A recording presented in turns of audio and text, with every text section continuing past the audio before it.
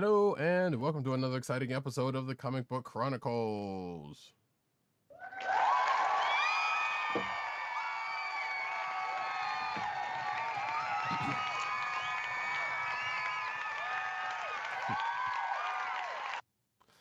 I am your host, Roddykat, and you can find me at Roddykat on Twitter. You can find me at NewsNoseNeed on Twitter. You can find me at CBCaps on Instagram.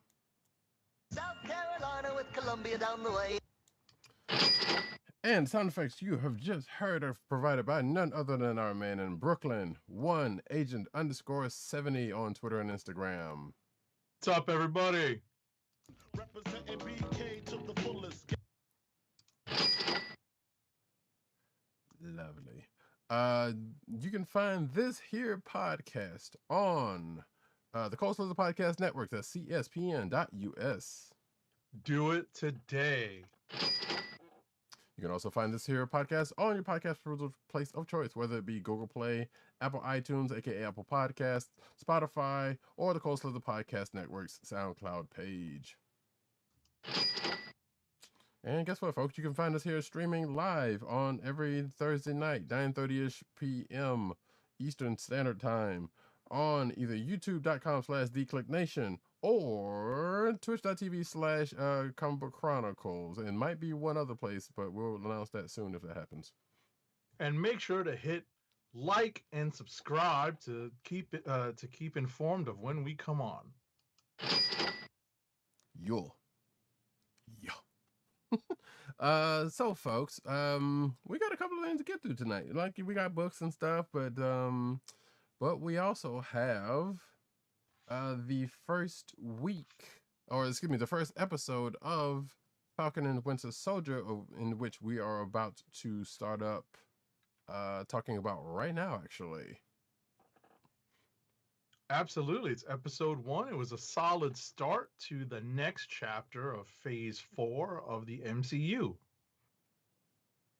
Indeed. And obviously, with WandaVision, there was a whole lot more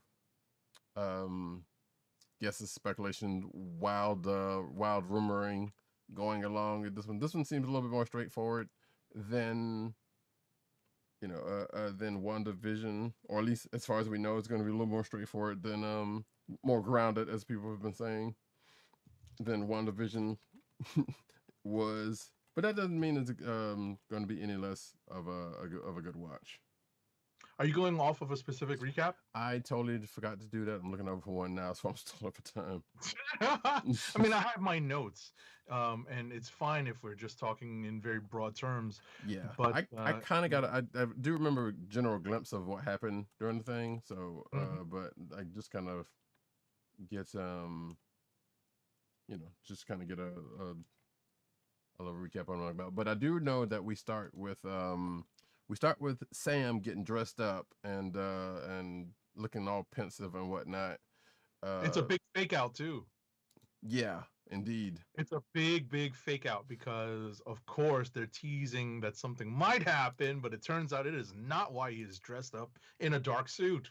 Exactly, because apparently Sam, while he's getting dressed, he turns around and picks up the shield that's just laying on his bed. And yes, the shield that we know he just gotten off of, that he got off of Steve. We can go ahead and say it 6 months prior to the start of the show.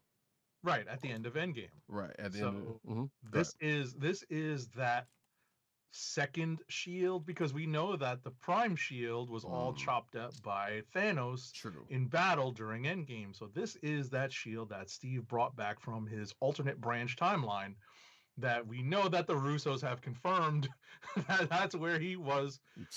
We don't necessarily know that that's where he brought the shield from, but it's probably a safe presumption that that's where it's from.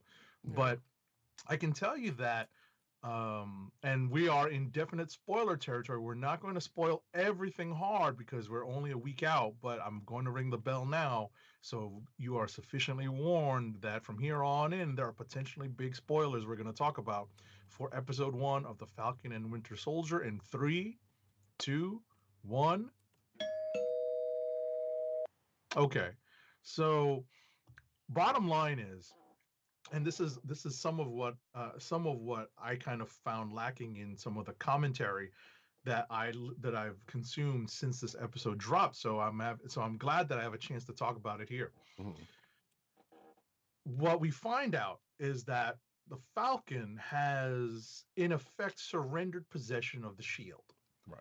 And what we don't necessarily know is whether or not Sam Wilson told the government that Captain America himself, Steve Rogers, asked Sam to take up the mantle. We don't know that for sure. Right. What we're led to believe, or at least without anything explicit about whether or not Sam told them about Steve's offer, was that Sam decides to surrender the shield because he doesn't think anyone should pick up the mantle, so that it can go on display in the Smithsonian Captain America exhibit or exhibition that's, like, I guess, permanent now in the MCU Smithsonian Smithsonian Museum. Right. It belongs in the museum. Yeah. Right. So he wants it on display in a museum, and my first thought is that's a lot of vibranium, if in fact it is all vibranium, right, to put on display in the Smithsonian. I agree with you there. Because we know it may not be Stan Lee on guarding the exhibit anymore overnight, but we know that it can be broken into. So it's a little bit presumptuous, I think, on Sam's part to have it put on display in the Smithsonian Museum, where it could be subject to, thievery or whatever.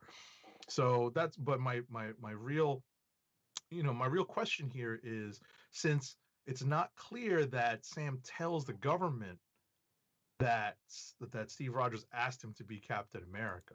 Mm-hmm. A lot of people have said in commentary that, when I say a lot of people, podcasts, articles, that it's unfortunate that, and it's definitely, emblematic of some of the real world allegory that's in this episode, and probably going to be running throughout as a thread, as several threads throughout this show, that the government decided to forego having a black Captain America and instead put in a new Captain America, a white man who looks like a big dork in the helmet.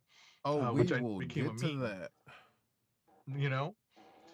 So I'm just uncomfortable at this point with the idea that this is completely racially motivated, but I definitely see it because it's obvious, but I would much rather know that Sam actually told them I turned it down.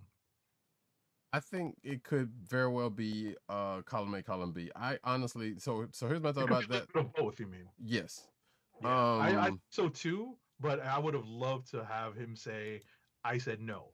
And I feel like we're gonna get that also. I suspect we're probably gonna get into that, especially now that, well, like again, we'll get into that too in a little bit, just to kind of keep it on the brief side. But so yeah, so the only thing I say about that right now, though, I think that, like I said, it is column A, column B, but at the same time, I think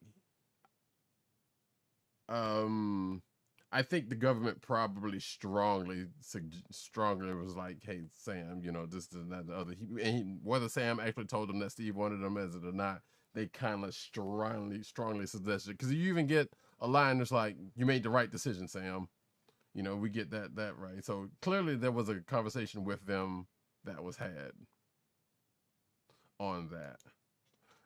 But that being said, like I said, we see we see Sam in the mirror. We get the ceremony. Yeah, we get Sam at the ceremony. He's doing this, talking about Steve, and making a joke about that. Then he picks up the shield and talking about how the world needs new heroes, one fit for the time. We get a cut to see not Bucky, Rhodey in the audience, which was good to see.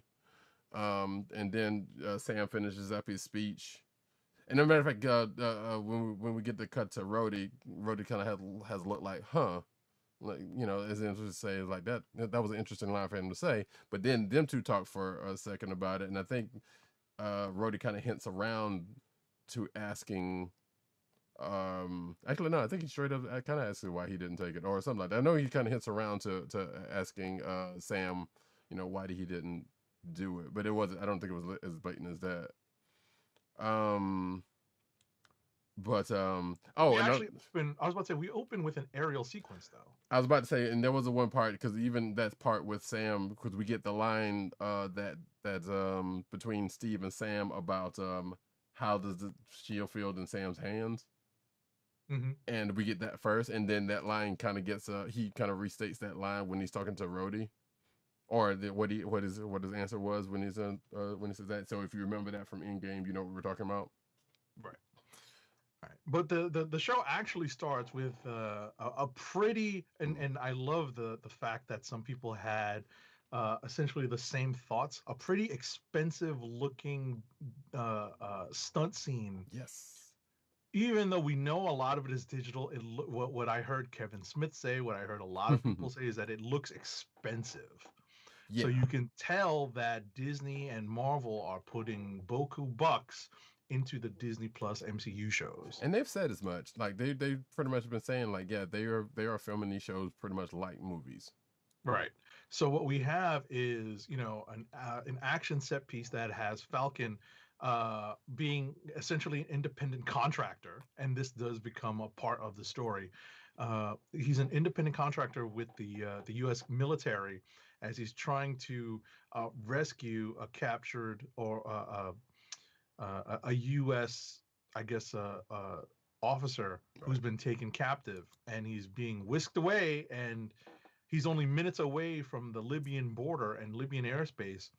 So the Air Force has to do a quick low altitude drop of Falcon so that he can intercept. And he is after lots of cool aerial acrobatics, which was fun to watch. Right. And also involves another spoiler alert here. I rang the bell. You were warned ahead of time. The return.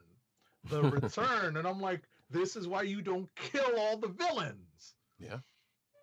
The return of one Georges Batroc, the Lepere, played by Georges St. Pierre.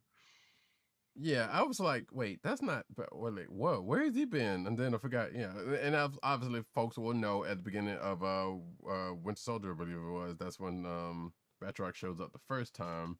Right. Going up against Cap. So now he's so now we end up seeing here.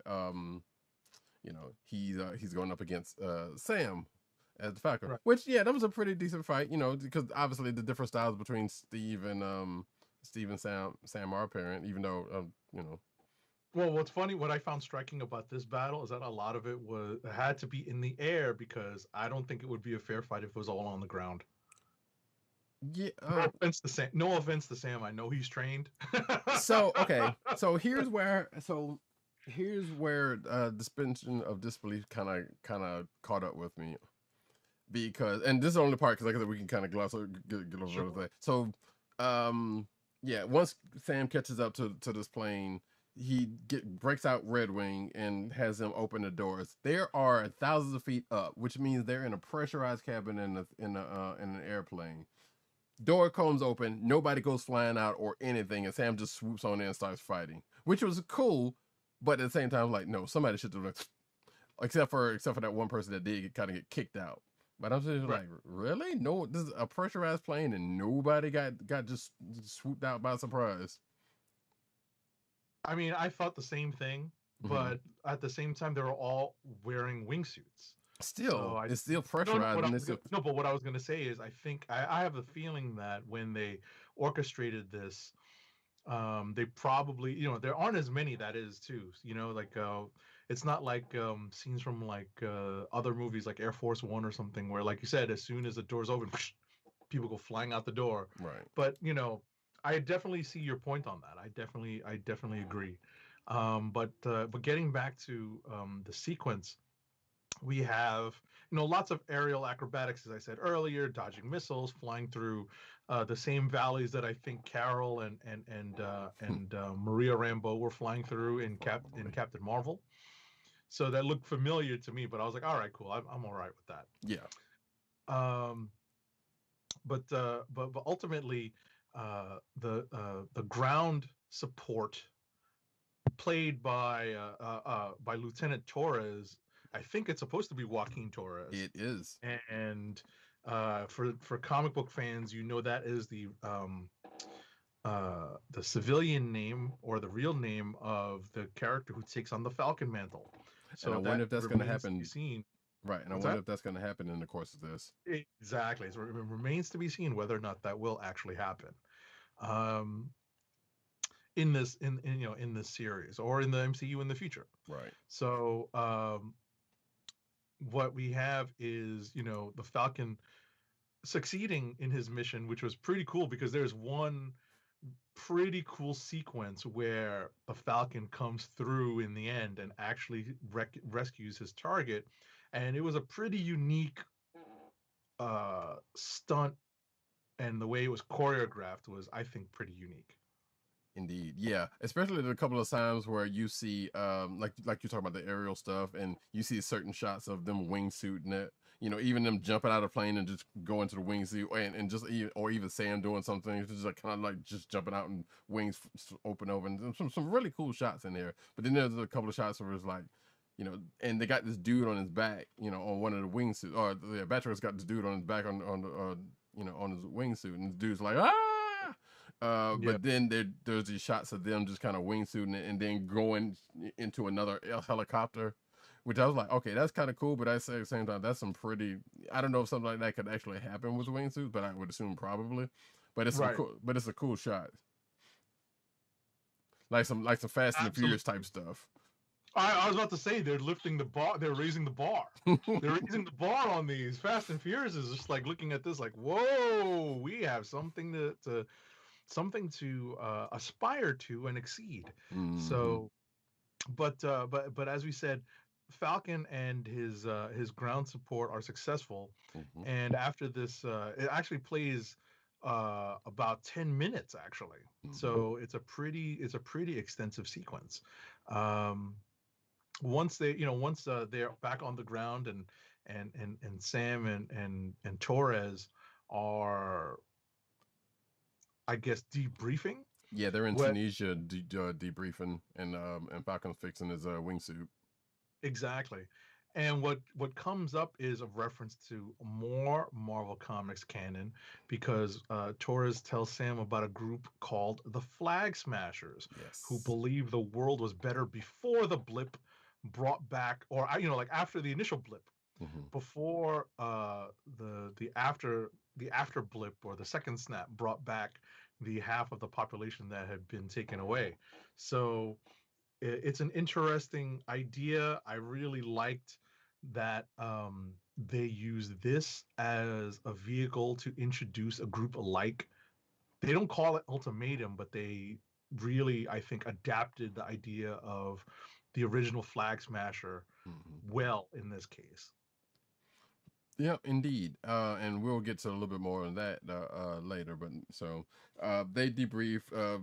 Torres is pretty much talking. They're talking to each other, and you could kind of see that even in the earlier sequence that Torres is kind of a fan of Falcon, probably because of him working with the Avengers, but also.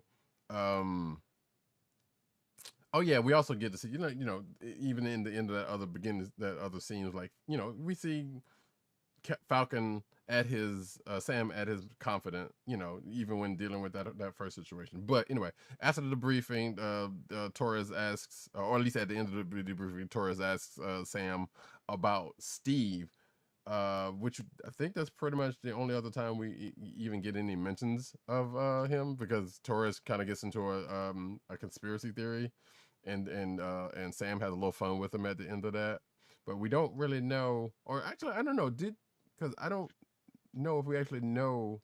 Well, we kind of do because of Far From Home, but that could also be the world thinks one thing, but Steve might just be out, just out living his life, You know what I'm saying? Because they don't say, because basically Torres is like, wait, I heard y'all got him on the moon, which we know, hey, I know there's a Watcher, that could have been a Watcher reference, kind of low key or whatever the case may be, but but we never really get to where is Steve at this point. Right. And it's a good mystery to keep up in the air, I think. Because they want to keep that open. I know Chris Evans has come out and said he doesn't, he's not coming back, but you never say never in the Marvel universe. So true. So and while, like I said, there is something out there saying like, yeah, Captain America's dead, but that doesn't necessarily mean that Steve is dead. So right. But yeah, as we move on though, we get to oh wait, actually, yeah.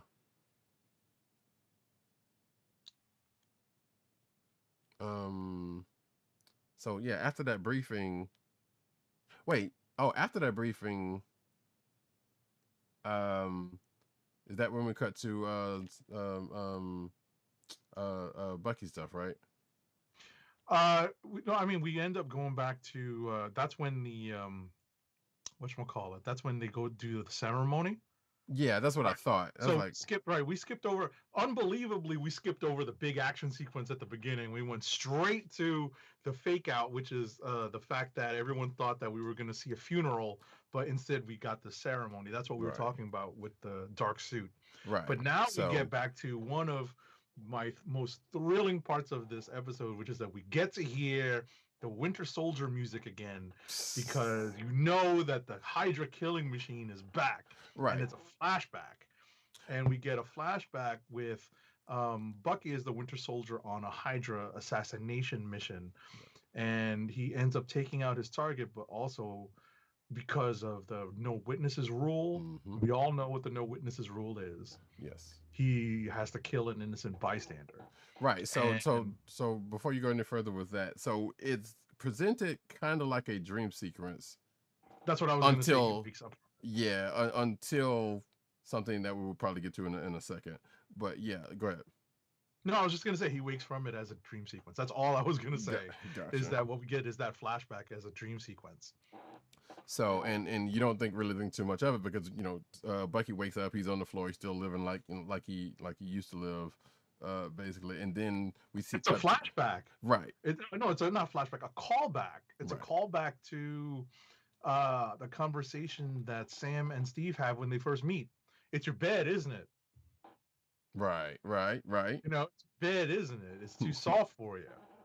So it's unfortunately and it's a reference to how a lot of soldiers, because they've been roughing it for so long, it's hard for them to get back into civilian life because everything is a little too soft for them. Mm-hmm. So we go from here to Bucky having to go to a mandated therapy session, and of course Bucky being all brooding and stoic, he's kind of not wanting to talk. And there is actually the Sebastian Stan does some pretty good straight man work. This is a great scene. Yeah. So this is a great scene. So he's sitting there and trying to talk to it. I mean, the therapist trying to get him to talk, and he's not really trying to. And then she does this thing, takes out her pen and starts writing in the notes. He was like, "Oh, what, you doing the thing with the pen? That's kind of passive aggressive, doc." And she's like, "All right, fine, I'll talk." And then he kind of hems and haws through talking, and then we get set up with the three rules that he has to now abide by to make amends for for his Winter Soldier days. And they go through I was about to say that seems to be a goal of his therapy, right?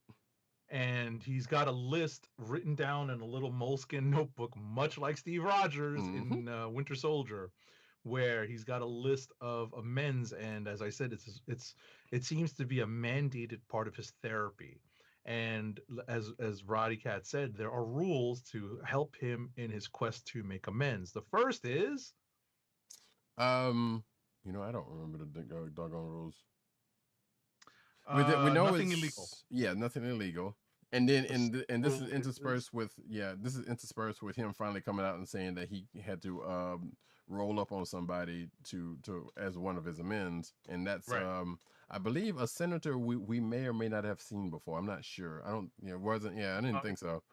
It's somebody that's been brought up for the show. I don't think it's somebody, it's not Gary Shandling, rest in peace. Right. So it's another character.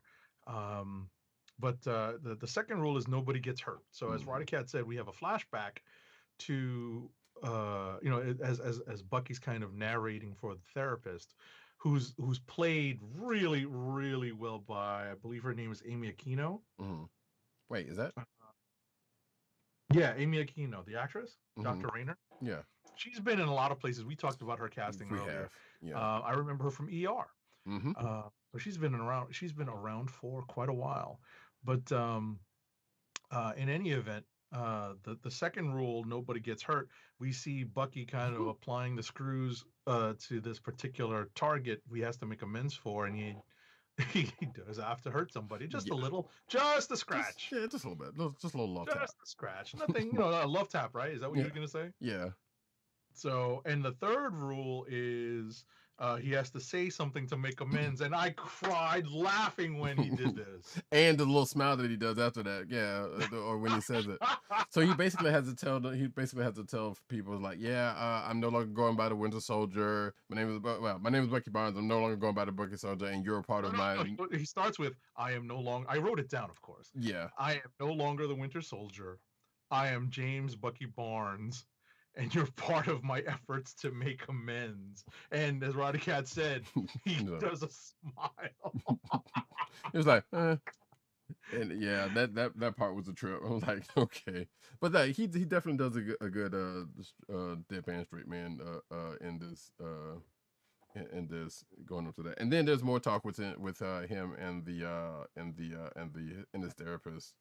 Right, Dr. Rayner is really trying to get him to not only what's funny is that the Wakandans and Shuri appear to have broken the brainwashing, but they weren't able to help heal the trauma because unfortunately Infinity War had to come up.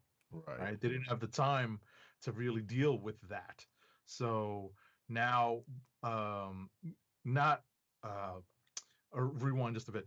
Now that Bucky is here, he's dealt with one particular psychological problem, but he's dealing with the kind of regular soldier type of problems. There's a little bit of PTSD. There's obviously still the memories of all the things that he was forced to do as the Winter Soldier. So that's part of the therapy.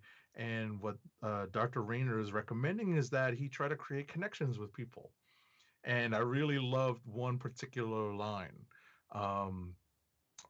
She says, and she's trying to get him to reach out, to answer Sam's text messages and to, just get to know more people, because what she says is, and I'm paraphrasing, and if you are alone, that is the quietest, most personal hell.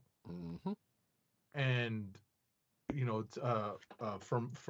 and she's speaking that from the point of view of having herself been active duty military at some point, and now she is she's a psychologist now, or a psychiatrist now, and either or, and now she's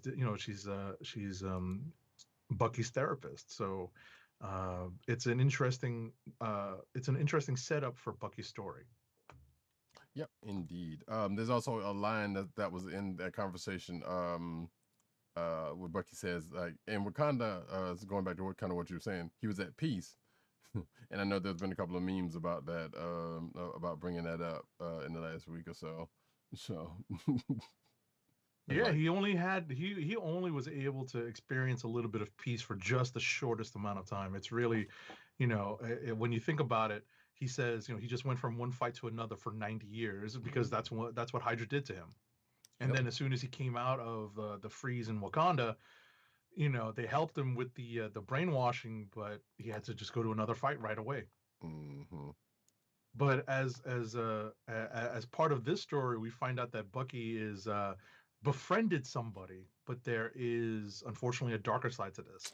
Yeah, so I think that it might be when we cut to the scene where this older gentleman, a street shot of this older gentleman, and he runs up on his dude in between his shop and this other shop where this dude was dumping trash into his garbage can, and this older dude wasn't like it. So we get introduced to was it Nakashima? Yori, yeah. Yori, not Yuri. Yori. Right. Yeah. So and then Bucky comes up and said, hey, what's going on? Try to break it up and try to throw things out, and they end up going to lunch into this sushi bar, assuming where we meet up with. And I have a speculation about this also, but we'll probably get to that. I don't know if I don't know if it's actually true or not. So they're having lunch. And Yori is like, Yori's trying to basically get Bucky to ask out the bartender slash waitress or whatever, the server in this bar to ask her out. So he just kind of takes it into his own hands, which I thought was a cute scene.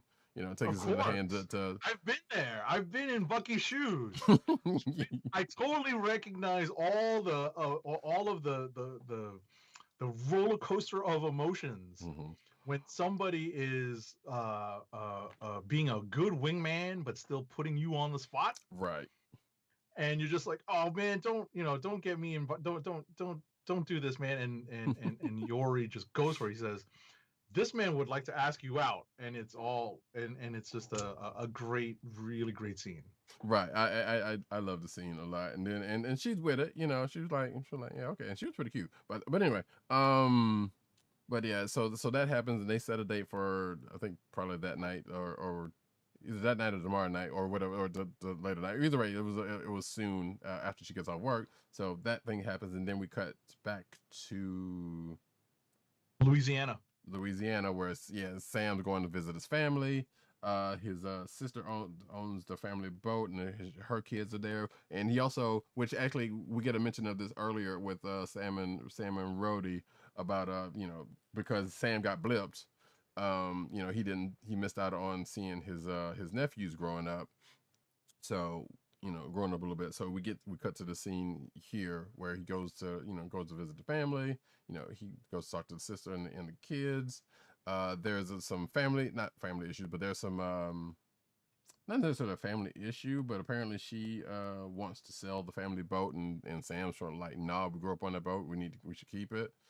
He actually owns half of it. Right. I was gonna correct you just a little bit, because apparently the deal was that she runs the business, right, because he went away to be part of the military and then fight. What did you say? Dr. Space Cape? Yeah. So yeah, I thought that was cool. But then, there's a little, of course, that happens between similars, like, they have two different opinions on how things should go. And I believe, I can't remember if they come back to the scene or it happens all happens in the scene, but they do end up having a conversation about, what should happen next.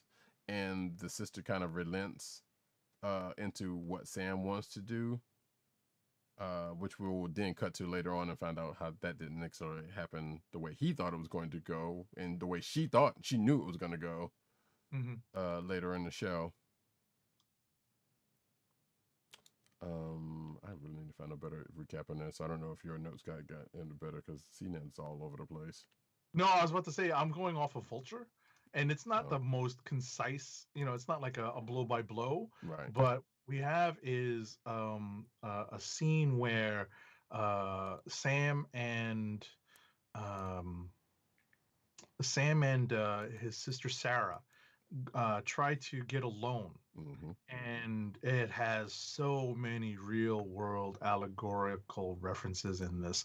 Not only do they bring up the post blip recession issues that are going on with everyone having just come back from wherever they went for the blip, and now there are lots of economic stressors going on with that. And unfortunately, Sam's celebrity, he plays that up a little bit. Yeah. Right. Sam's celebrity is not able to help him and his sister obtain a loan to revive their business and refresh it and drive it in a different direction. And unfortunately, it has a lot of real world similarities. Not just accepting the issues with the blip. It has a lot of real world issues explored, especially when it comes to lending in the Black community, banks lending in the Black community. there's also issues with, and I found it very amusing that this is something that people brought up. There's issues with the fact that the Avengers necessarily weren't getting paid, not even a stipend. Right. As happened in the comics. Right. And yeah, because, you know, as Roddykat just said, they used to get stipends in the comics. Mm-hmm. And two, some people were saying, well, why didn't Sam just go to Pepper? And I'm like, he doesn't know Pepper like that. Right. Like, if they met, they would have met like right at the battle scene at some point. And even then, it was like gang of people, you know, and a lot of things going on. At Tony Stark's funeral. Right. So that's really, you know, that I didn't think that was a fair statement to make or fair accusation to make against the character in the story. Right. Yeah. And how would that look even if he did? And this version of Sam pretty much kind of like it's kind of proud in his own right. So I doubt that would, you know, that wouldn't have happened. Right. And I just want to make a couple of notes before we move on to how the show kind of wraps. Sam was on the run, right? So whatever, you know, I don't know if he had like a military pension or not. You know, he was working as he was working at the VA as part of that help group. But I don't know how much, you know, he was really pulling in, if he had any sort of income between when he essentially joins the Avengers in Age of Ultron, right, till after, you know, because I'm presuming that he had income up until that point. Correct. You know, once he got through the Winter Soldier. Yeah, and probably not like you know, six figures or anything like that. Yeah, he was pretty much making a modest living, even though exactly. Yeah. So when he was on the run, he was probably cut off. So he probably didn't have any income at all when he was on the run. Compound that with being blipped away or snapped away. A lot of people are still on the fence about. I'm still on snapped. Yeah.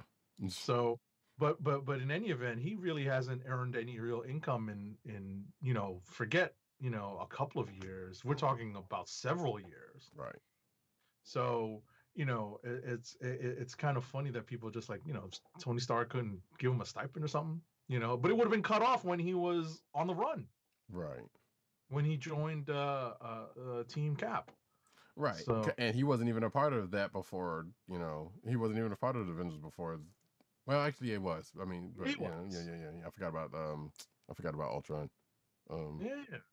He was part of Ultron. He was at the table during Civil War. Right. So he was on the team. So right. But anyway, real quick. So based on what I just said, actually, and this is something slightly comic reporting because like I said, we see Sam going to Delaware, or we see to Louisiana, and they set up. That's what you were saying. Exactly.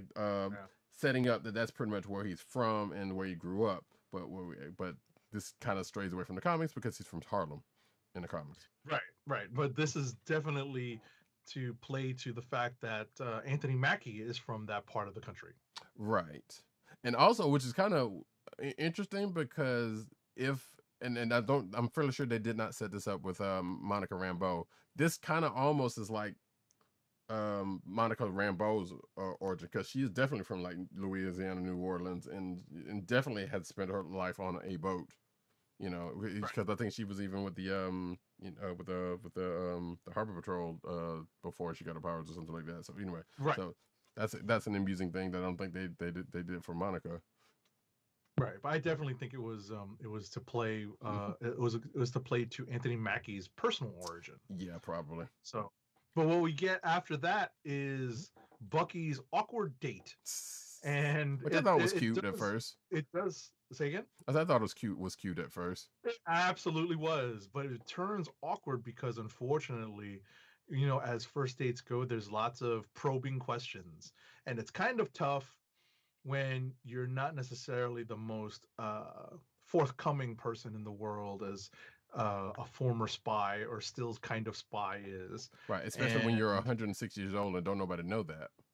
Oh, that was hysterical. That was hysterical. I want to do that with a straight face next time I'm on a date with the girl. She's like, "How old are you?" And I'm just gonna come out and say, "I'm 106." And yeah, so that happens. So basically he goes back to the girls. That goes back to the restaurant he was at. And she's cleaning up, and then interesting choice of board games because there was that whole Pinochle line from earlier. I forgot because Yori was like, maybe you could go on a date and play Pinochle.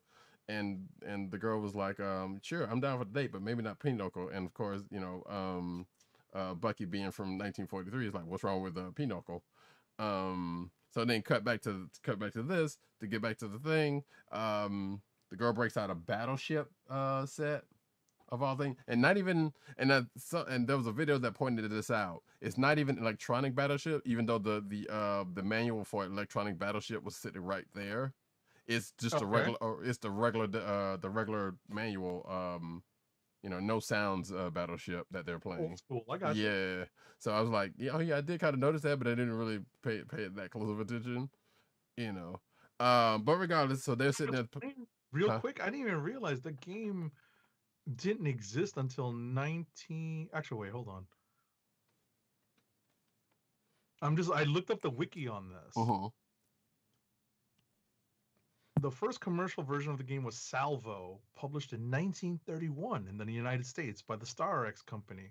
Right. Other versions of the game were printed in the 30s and 40s, including the Strathmore Company's Combat, the battleship game. So, but he would know about it. Milton Bradley introduced a version of the game that used plastic boards and pegs. Wow. Right. So Bucky really actually may have had some experience with this game prior to going into the World War. Quite possibly. The big one, yeah. Right. But that doesn't explain how bad he was at. Well, I mean, obviously, Battleship is a game like it's a big enough board where you can kind of make some misses. However, so this is the part I feel like that's going to be important later on, because as Agent 70 said, there's a lot of probing questions about this young lady whose name we didn't get. Yeah, we did. You sure? Oh no, you mean in the show? Yeah, we didn't get it in the show, but we just in the credits. We definitely didn't get it in the show. But you're probably right. You're probably right. I don't believe they did say her name. Yeah, because I looked, it's in the credits, but it's definitely I don't remember seeing it in the show. But right. she said her name is Leah, but yeah. Right.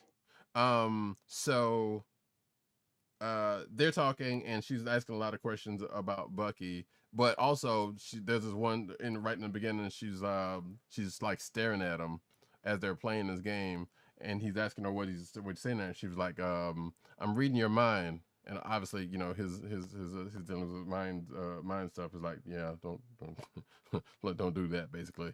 But that I feel like that's going to come up later with that, because there's part of me think that they may be setting up to be somebody. I have a speculation to who that might be, but I doubt they would do that here. Who? Madam Mask. Like I said, I doubt it, but it's a stretch. You caught me. I was about to say you caught me off guard with that one. Right. It's a stretch. I realize a little bit of a stretch in a way, or it's a bit of a stretch. And actually, at this point, that's more of a Hawkeye thing, and I feel like we know that Madam Mask is possibly going to show up on Hawkeye when that happens. But I feel like they are definitely setting her up to be somebody, counter to Falcon and Winter Soldier. We'll see.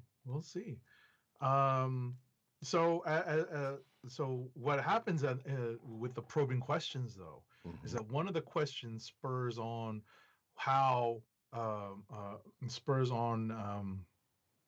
the to establish the connection. We've already seen some of the connection of Yori to Bucky, but we find out, in fact, over the course of this episode and over the course of what happens after Leah's probing questions, is that Yori is the father of that innocent bystander who the Winter Soldier had to take out as part of the no witnesses policy on these covert operations. Right, and that it wasn't a dream. I'm sorry? And that it wasn't a dream that he was having earlier on the show. Right, it wasn't just a dream. Right. It wasn't in Word Up magazine. It was, in fact, a flashback. And what ends up happening is that Bucky abruptly leaves the date, which is kind of wrong. Well, Yes. pretty wrong. Now, let me not even say kind of wrong, but you were gonna say? I was no, go ahead. Finish what you said, then, because I feel like I can still say what I'm about to say. But Oh, okay. Well, what ends up happening is Bucky has to abruptly leave the date and makes his way to Yori's apartment. And when he knocks on Yori's door and Yori opens it, what he observes is a Buddha shrine for Yori's son that Yori has burning. He has a shrine with burning incense on, I guess, the mantle, and Bucky can see that from outside, and he's taken by surprise, taken aback by that. I guess he had never been to Yori's apartment before, and he makes up an excuse for having come, and during the date, and gives him some money to say, I need to pay you back, and Bucky has to make a swift retreat from that. Drops a wad on him too. Seemed like. Or at least it looked at the time looked like it was a good bit of money. But so my thought about that was, so we saw them meeting up earlier. I'm presuming that Yuri does not stay too far away from that restaurant. I don't know if he went back to the date, because you're right that it's still wrong that he just abruptly rolled out. But I'm presuming that he didn't stay that far away from it, so he could have presumably gone back to it. All right, we'll find out in the next episode what happens. Exactly. But that being the case, so yeah, we found out that's the case. So last but not least, we get to the end of the show where we cut back to Sam coming into I guess his sister's house or somebody's. No, not yet. Wait, because we also have to deal with Torres trying to get closer to the Flag Smasher. Oh right, I forgot about this. Oh yes. So yeah, so we cut to Torres out somewhere. I'm not sure where he's at. It could be French, it could be some. I don't know. He's out on some. No, it says German. He said, yeah, he speaks German. He says. Is he German? Okay. The subtitle said he speaks German, so I presume that he is somewhere in Germany. Okay, I didn't pay attention to that part, but yeah. So yeah, so he's out there, and he was basically doing surveillance for the stuff that he was talking about, that they were that he was trying to debrief Sam on with the Flag Smashers and whatnot. We see somebody, which I did not know of this person later on, but we see a person come through with a mask on. They drop a couple of duffel bags and start handing out masks to everybody on the street. And Torres grabs one, picks it up, puts it on, and then right after that, stuff starts popping off where you see this dude comes off of with two big ass duffel bags, come off, takes almost a top leap, jump off the top rope or on a second floor balcony onto the street and just lands perfectly. Yeah, someone with abilities or powers. Yes, we presume, and well, we'll get to that in a second, because there is a presumption here that we actually. That gets brought up, but not actually said after this. So Torres tries to pursue him as this dude's kind of as Havoc's kind of going on, but he gets his clock cleaned. He gets his clock cleaned pretty quickly. Absolutely. And then he pretty much. What I was going to say, what ends up happening is there's a kind of like a flash mob effect, right? Where because all these people are wearing the same mask and they're all running around, it's meant to distract from this heist, right? Because this group, the Flag Smashers, are wearing the same mask, so that it's meant for them to blend into the group, into the crowd of people running around. Right. And as Roddykat said, Torres tries to intervene, tries to exert some form of jurisdiction, and gets his butt kicked. Right. Which is right. Which is also kind of weird, because I was like, wouldn't you follow the bags and not this dude? Which I get it, the dude, just having jumped off of the second floor without no problems and just knocking folks left, just knocking the police out, real super soldiery like. Exactly. He's armed too, so he presumes that he's got the advantage because he does have a gun on the target, but unfortunately he does get his butt kicked.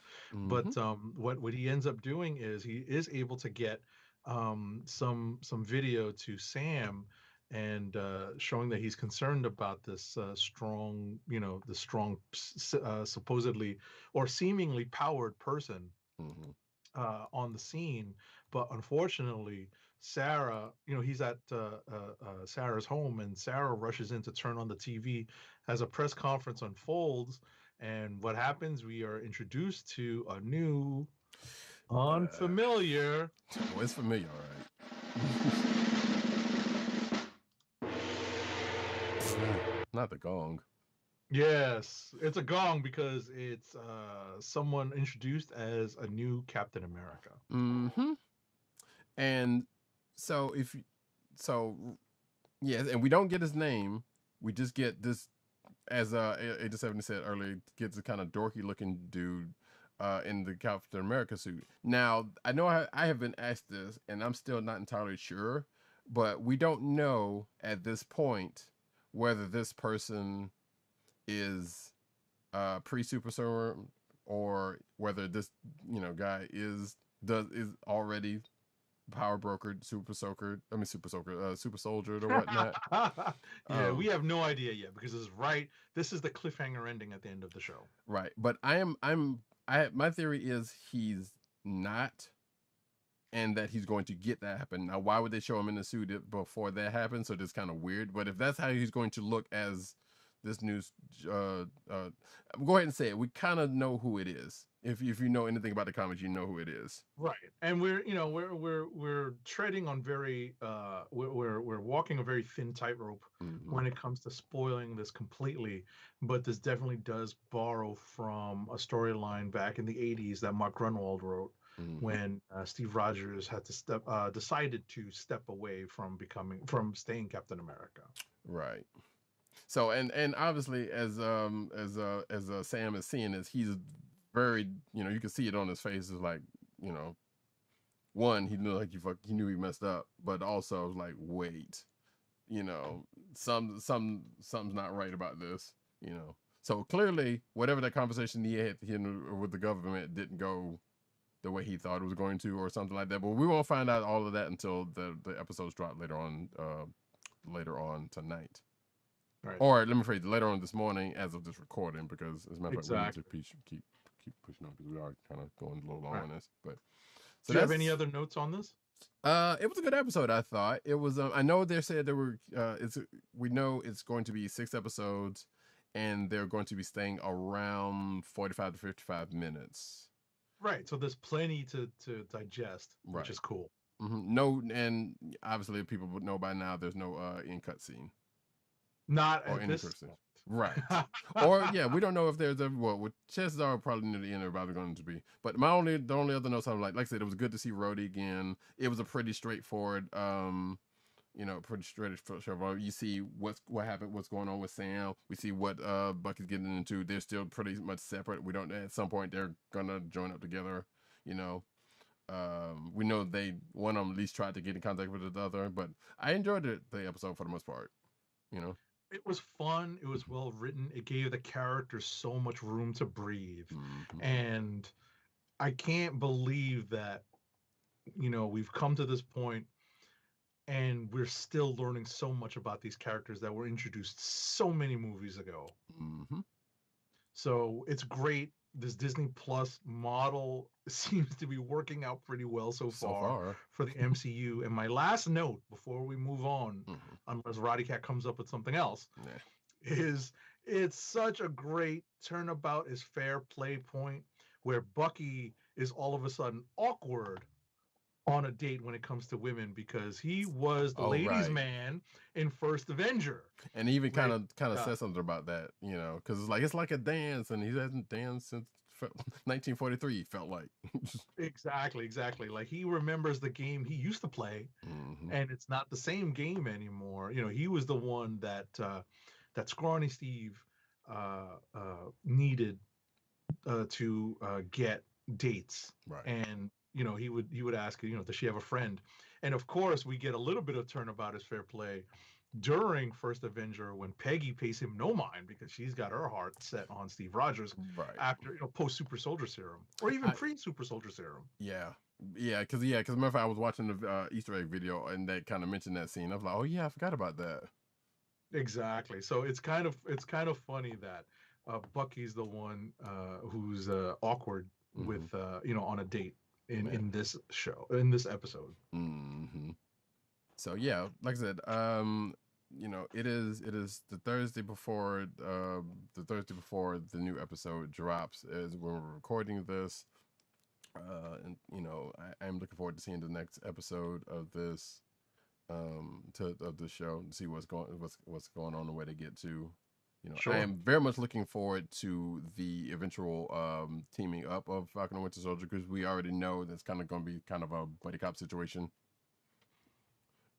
Especially looking at the trailers, but and as they've been setting it up in the comics, but that's not saying they're going to go off of that, but they've also kind of had already established some of that in the MCU already with Civil War and whatnot. Right. Right. So I guess that wraps up our conversation on this. And if you tuned in to see if we were going to talk about Zack Snyder's cut of the Justice League, tune in soon to a Treasury Edition. Indeed. For where we're going to be talking about it. Yeah, and I'm hoping we can just go ahead and get past this whole Snyder Cut business, because I am sick of it. We will definitely give it. We definitely gave a little bit of. All I have to say is grim, dark. Yeah. So, but yeah, no. In any event, yeah, as Roddykat said, we're going to tackle that, and it seems to deserve a Treasury Edition. So, yeah, we're going to cover it in that. So, stay tuned for that. We will be publishing that soon. Right. So let's tackle some of these comic books, and we're going to start off with Maestro War and Pax number 3 from this week. Alrighty, this is written by Peter David with pencils by Javier Pina and Wilson Santos, inks by Javier Pina and Oren Jr., colors by Jesus Abertov, and letters by VC's Travis Lanham. So, as I said to Agent 70 before the show, I think we're getting a little bit of answers that I was asking for, or it looks as though we were getting kind of an answer to something that I've been concerned with this with these Maestro miniseries, and that being the tie to, or a more direct tie to Immortal Hulk, what's going on in Immortal Hulk right about now. And we seem to get a little bit of that in here. And the short strokes of this issue is that the Pantheon has caught the Hulk. They're trying to get him to turn back into Banner so they can get rid of him finally. And it seems as though it doesn't go the way they planned it at first. But then there's a swerve near the end of the issue that suggests otherwise. But also with what we know going on with the Immortal Hulk, that can't possibly be the end of it. Correct. And this is I thought this was a clever way to involve what was clearly a retcon by Hal Ewing, but it was a cool way for Peter David, who wrote the original Hulk Future Imperfect story that Roddykat has still not read, and which is the basis for this kind of prequel, these two prequel series, these Maestro prequel series, the original Maestro and now Maestro War and Pax. So I thought it was a clever way for Peter David to tie in the now retconned Immortal Hulk aspect of the Hulk's existence into this prequel story. So it was pretty clever. I really enjoyed reading this. As Roddykat said, it does provide at least some hint of an answer. We may get one in the next couple of issues, but it's nice to see Peter David address that. Yep. Are you enjoying these miniseries? Yes, even having not read Future Imperfect, they've kind of been interesting, without the full knowledge of it. But also, I'm still thinking they're going somewhere with these, and not just possibly it's Marvel's 80th anniversary, and they just happen to be bringing this up. I feel like they're trying to do something with Maestro coming up that we may or may not be aware of. I don't know if that's actually the truth or not, but I still feel like they wouldn't be doing this for no reason, even if it is just to hey, we're bringing this up for XYZ reason, because it's anniversary stuff. It's quite possible, and I have to admit, this has been a pleasant surprise. These Maestro miniseries have been pleasant surprises to me, as someone who more you know, if I went back to our archives, if I hopped on YouTube and checked out our previous episodes where we talked about the solicitations of these books and the announcements for them, I wasn't sure that they would be good. I wasn't sure that they would be worth it to read, but I am happy to have been proved wrong by Peter David and the art. Right. The art has been really good. The first artist was Herman Peralta, I believe, and this series penciled by Javier Pina. Solid art. Yeah, indeed. That's pretty much that. Right. We kind of rapid fire through all these books because we read essentially the same thing. Pretty much. So we can go. Oh, you know, we got to hit up Taskmaster. Sounds good to me. So Taskmaster number 5. Taskmaster number 5. Go ahead. You want to do the credits? Sure, I'll do it. Written by one Jed McKay, or a favorite of ours. Art by Alessandro Vitti. Colors by Guru EFX. Letters by VC's Joe Caramagna. And that's pretty much that. Right. So this is the last issue of the Taskmaster Limited series. And I am looking for my review copy. Ah, here it is. Right now.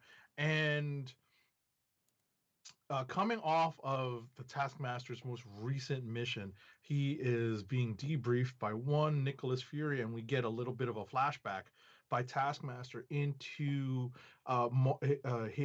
Nick Fury Jr.'s history as Marcus Johnson. Mm-hmm. And I love this little flashback because it is a reminder to the character, to the readers, that this is in fact a legacy character, 1. 2, that the Taskmaster in fact had something to do with this legacy being born. Right. Not literally, but actually, you know, the introduction of the Marcus Johnson character. And I found that very entertaining because it was a nice callback to something that does not get referenced too much, because Marvel wants to move forward and have this Samuel L. Jackson looking character be the Nick Fury of today's comics. Right. And what ends up happening is, of course, who has the Taskmaster been on the run from the entirety of this series? One, Natasha Alianova Romanov, aka the Black Widow. And she pulls a Winter Soldier. I'm glad you caught that. Because as soon as I saw that, I was like, they just pulled it straight out of the MCU. What I'm referring to is the Winter Soldier trying to take out Nick Fury in Captain America and the Winter Soldier, but with a disc, a magnetic mine. Yeah, we don't get to see that part, but it's definitely, we get the same, you know, we get the same shot of her being in front of it as he was in front of it, and the truck, a similar type truck, and getting upended in the exact same way. Exactly. So yeah, I was like, I saw that, I was like, wow, are you kidding me? That's actually pretty good, but still, are you kidding me? Now, obviously, this is not the first time they've done in recent history that they've pulled stuff from the MCU as a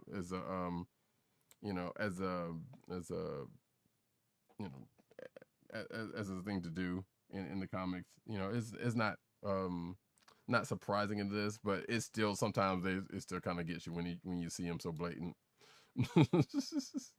Yeah. But go ahead. I was about to say, but unsurprisingly, the Taskmaster gets out of this predicament because he knows that this is, or he recognizes after, whatchamacallit, that after, is it after? Natasha she mentions that's the decommissioned shield truck, yeah. And then he's like, "Oh, okay, I know these." Right. So he recognizes that there's an ejectocito, cuz. Yep. So yeah, so he gets out of that, and then there's a chase, and he's monologuing on time, and of course they end up fighting, and shortly after this is where it starts getting, you know, obviously this is the last issue, so it's gonna have to come to a head at some point, but this is where it starts to get disappointing for me. So they get to fighting. They're scrapping, and Tasky's like, yeah, I got to switch it up because she's like the best of the best, and this and that. And she was even making allusions to her being trained to kill Captain America, and that, this and that and the other. So they're fighting. She's still kind of sort of getting the upper hand, even though Taskmaster. If you don't know anything about Taskmaster, he's got a photographic memory, and therefore, he knows pretty much he can copy anybody's moves, including hers. Reflexes. Excuse me. I'm so right. You're right about that. Reflexes that he can use, that he can call up at will, and even including Black Widow's moves. So, but he's pretty much matching her by switching it up into different stances and the other. But he's still kind of getting his butt kicked. Right. He can't do, obviously, he can't replicate the strength and power that these other characters can, but he can replicate the style. So and he's the agility, doing Iron Fist, Daredevil, Shang-Chi, and even Captain America at times. So what ends up happening is Natasha's essentially just about got the upper hand. Although there does seem to be another bit of defense at play. But as Roddykat said, the kind of disappointing part here is the revelation, and I'll hit the spoiler bell. 3, 2, 1. If you don't want to know what happens here, you might want to fast forward. And I will go ahead and caveat this. Like, we knew about this going into the series months ago because they said it in the news for some stupid reason. And if they hadn't said it in the news prior to this series coming out, like even before the first issue, this probably would have been a bigger reveal. Because we come to find out that, one, Maria Hill is alive. Right. 2, she was pretty much the one that was quote unquote playing them all. That Fury, Widow, Taskmaster. She was the one, and Taskmaster within the last couple of issues was like trying to figure out who's the one that's been playing them. And he even says at the beginning, like, it's all come down to this. So we've come to find out that it was all her because of an old weapon that that Norman Osborn, of all people, had set up. I'm going to assume during, was it Hammer? Hammer. It was during Hammer because yes. it was during Hammer because that is the logo that is displayed when when they're dealing with the Rubicon trigger. Right, but that was during Secret Invasion, right? After, okay. And I can't remember what happened after that because I knew it was around the time, but I couldn't really. It was between Secret Invasion and Siege because that's when Osborn loses. Gotcha. So yeah, and I'm assuming that there was also, because there was a footnote in this issue about Norman Osborn having a change of heart, which can which is kind of talking about what happened in the recent stuff happening in Amazing Spider-Man, presumably. But yeah, so it all comes down to the fact that that's the thing, and that's why Maria Hill needed Taskmaster. Well, needed pretty much all these people in play to get the codes needed to shut this thing down once and for all. Because she even says, like, even at the height of S.H.I.E.L.D., like, yeah, there was only so much she could do to kind of to take this thing out of play. So, and here's where and that's partially where the disappointing part of this, real quick, because we find all this.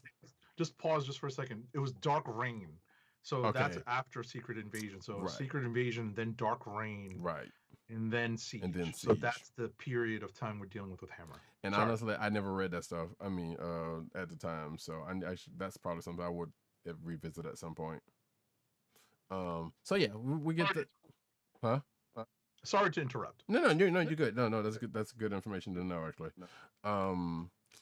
But so yeah, so we get from that. We find out we basically get the info dump here of why Maria Hill needed everybody in play to do what they needed to do, and then so we seemingly see Taskmaster at the end of this, like, all right, fine, let's do this. So he goes and does the things that cause him to get these mimetic signatures, or these kinetic signatures from these other people. But then, in true Taskmaster style, he pretty much throws them a curveball. It's a double cross. Yes. Because obviously, he's upset that he was being used, and actually so was Widow to a point. But they should be used to it with Maria Hill at this point. And she even says, like, "Look, I'll do whatever I have to do to keep everybody safe." That is the Maria Hill way. So, and this is where the disappointment was, because he pretty much sets up a double cross and then leaves, and that ends the book. Mm-hmm. And I was like, so we had this all great setup, and Jed McKay has had, like I said, with Black Cat, and everything going into this, and even in the last few issues, it's been great. To get to this point and to be like, this is pretty much it. Like it could have been a little bit more to it for me.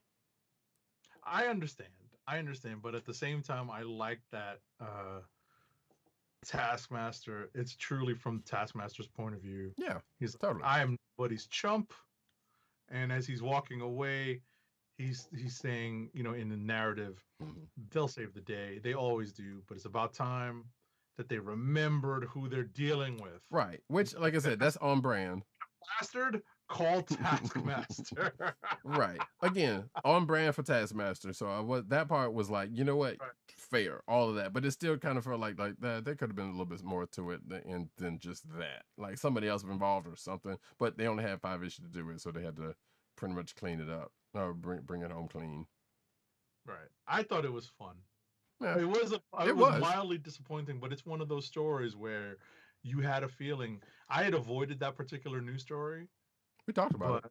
Oh, did we talk about it? Yeah, I didn't remember it, so I was kind of like, I knew I was expecting it. But at the same time, I was still kind of like, oh, okay. Right. And probably, and I guess at this point, even if you hadn't, read it, like, would it have been such a, a big reveal?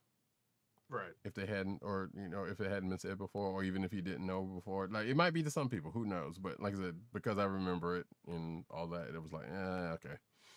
I get it. That would have been a little bit bigger if I hadn't seen anything about it, or if it hadn't come out. But overall, like I said, I still enjoyed this. If you ever get a chance to read this and you haven't, you should read it. It's actually a pretty good miniseries. Even though what I said about the ending of it is what it is. Yeah, it's been entertaining. Yes. Definitely entertaining. So that being said, we can push on to something else though. What's next? You got one you want to put out? I mean, we just go in order. I didn't read Savage Avengers though, so whatever you want to talk about next. You say we pretty much got. Yeah, I'll go from where you are. I guess we keep it Marvel with let's do Miles Morales, and we'll get to the Spider stuff. And we'll kind of blow through this stuff. This is kind of the one. Everything after this is definitely can rapid fire a little bit more. Alrighty.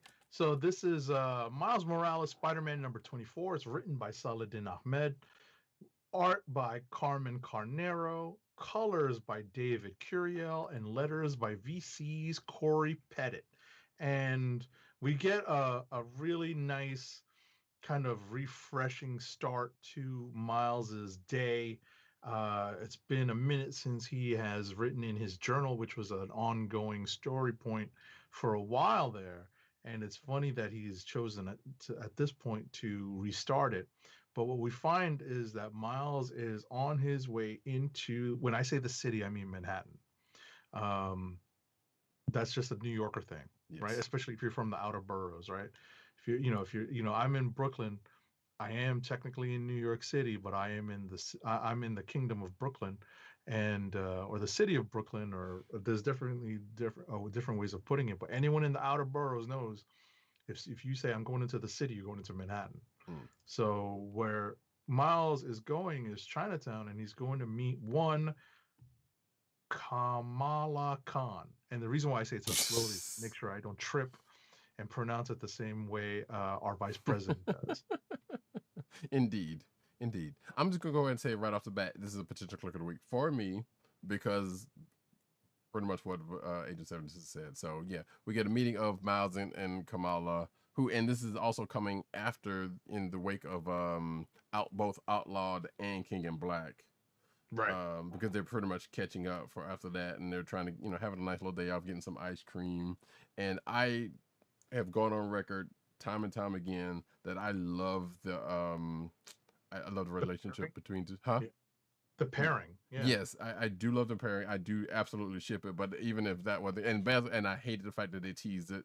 They teased it so much in this issue, or at least they teased it enough in this issue that something could have happened. They sort of deal with it directly, right? Because they're teens, they're not necessarily, they're maybe not necessarily going to get together right away, but they do deal with the issues of their really recent relationships that they have both broken out of, or broken up. They've broken up out of recent relationships.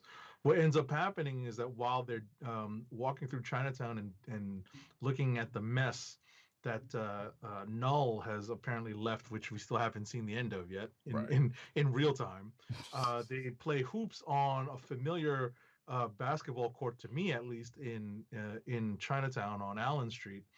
And what ends up happening is the two of them intervene in building collapse, and they end up rescuing some folks, and they do their good deed, and they're thanked by the bystanders. What ends up happening is the bystanders tell, or the victims really tell Miles and Kamala that this is an allegory. This is definitely ripped from some real life stories of not necessarily slum landlords, but definitely landlords who are doing their best to keep conditions just bad enough so that people are tempted to move out, so that they can sell the buildings and turn them over and create new construction and make lots of money. But what ends up happening here is Miles and Kamala confront this particular owner / developer and whatnot, and maybe things get a little out of hand. Or not. Like, there was definitely a good cop, bad cop, which I thought was kind of cool between them two as they're dealing with this dude. And you kind of see that like directly out. Whether that was intentional or not, they don't necessarily say, but it definitely shows. And I think even Kamala says something about like, yeah, that's gonna come back to bite us at some point. Right. So, but yeah, overall, like and I don't know if that whole situation is actually going to come back, because we kind of go off after they finish doing that, and it pretty much goes back off into Miles, into some current Miles stuff. But I will say this, like, I did definitely love the basketball scene, because there was a whole scene before where they actually go to the basketball court, but they're playing basketball against each other, and Kamala's not necessarily, as Miles said, a sports player. But there's a nice little back and forth between them there, and even leading up to them getting ice cream into that one little panel where it kind of teasing the thing that I was thinking about, and going into this. I was about to say, thankfully they play ball one-on-one in their costumes, so that they don't get caught using their powers in their civilian identities. And I'm like, all right, finally someone used their brains. Right. So that was fun. I can tell you that the ice cream parlor, that the ice cream shop that they reference, they can't do a direct, because they are a real company. Right. What the awning that they use is inspired by the Chinatown ice cream factory. So I laughed when I saw it's the original downtown ice cream factory, because what Miles is holding is 2 scoops of green tea ice cream with sprinkles. Nice. And I'm like, oh man, I want to go to Chinatown Ice Cream Factory now and get that. It's been a while since I've been there, definitely pre-pandemic. So definitely got to go over there and hit that up and support our local small businesses. I was wondering, because I was gonna add, well, I'm glad you brought that up, because I was actually kind of wondering. It was like they definitely did specifically say they were going to Chinatown to an ice cream shop, and it was like, yeah, and Miles was like, yeah, it was kind of hyping it up. So I was like wondering if there was a real world allegory to that. But also, they have definitely used real world places in the Marvel Universe before. Because I know Five Guys got brought up in an old Avengers thing. Obviously. Oh, I was about to say, yeah, that's nothing new, especially for Miles, because that's been an ongoing thing for things in his locale. Right. Especially it's kind of referenced. And I talked to Saladin Ahmed at the last New York Comic Con I was at. I think it was the last one. I talked to him and I joked, because he went to school at Brooklyn College, and I think he frequented the area where they set the what's the academy called? But his school. Is it Brooklyn Visions?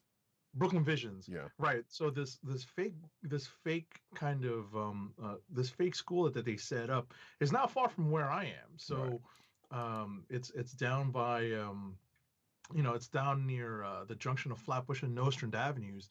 And it's not the first time that, specifically in the Miles book, that they brought in real world references, so of like locations.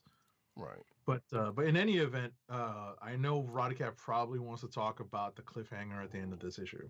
Yeah. So real quick, So after Miles and Kamala have their day, even though it goes the very obvious superhero route at the end, and they kind of grouse about not having an actual day to themselves, but or an actual just a plain old day as themselves. Miles goes back home. And he talks to his family, talking about he was trying to call them, but his phone gave out, and he comes to find out that his parents seemingly worried about him, and they was like, they kind of run up on him, give him a hug, and Rio's like, well, he doesn't know. So they turn on the TV to find that there's a person that basically Spider-Man has kidnapped a scientist, and that the shot they use in that last panel, in that last page, I'm going to assume that's an obvious reference to an old Spider-Man cover, because it kind of looks like it. Yeah, just the reverse. Right. So and the news caption says that Spider-Man kidnaps a scientist.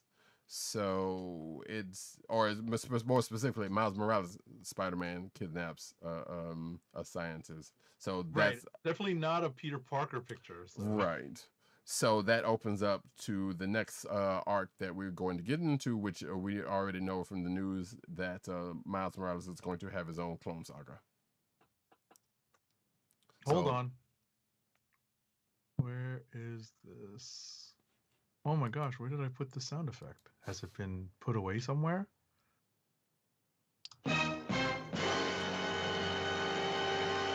There it is. So we'll stay tuned for the next episode to see, or next issue rather, when that starts up and hits the ground running. Because I know Miles is going to be like, what the hell?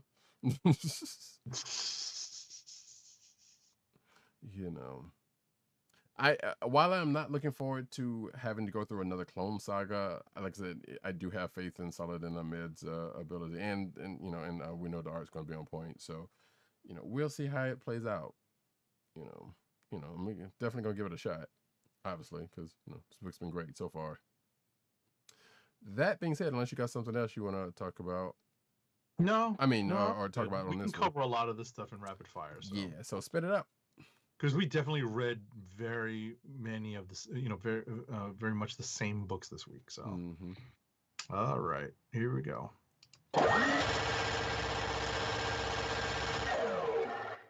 So actually, because I'm gonna start at the top of we'll start at the top of your list, and then we'll just get to whatever next in mine. Because like you said, we did do that, but I do want to get to Amazing Spider-Man 62 since we're on spiders. Sure. All right, Amazing Spider-Man 62 is written by Nick Spencer with art by Patrick Gleason, colors by Edgar Delgado, and letters by VC's Joe Caramagna. So we start off this issue with the Kingpin making his move against Boomerang of all people. Gosh, Nick Spencer. And unfortunately, what is part of Kingpin's plan is to attempt to take out Gog,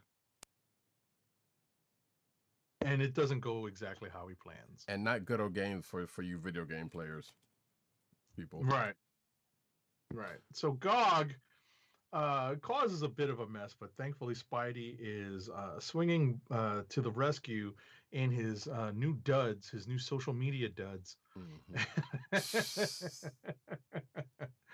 But Boomerang does prove to be helpful because he does get the collar that they're using to control Gog's unfortunate size changing or size adaptation ability, to keep that under control while he's in, I believe it was, while he's on this planet. Isn't that what it was? I can't remember. I believe that's the case. Yes. Right. So while he's on this planet in this atmosphere, and they do end up saving the day, but that is just a little interlude because the main thrust of this story has to deal with Robbie Robertson and his dealings with both his son. Oh, his first name is killing me. His just jumped out of my head.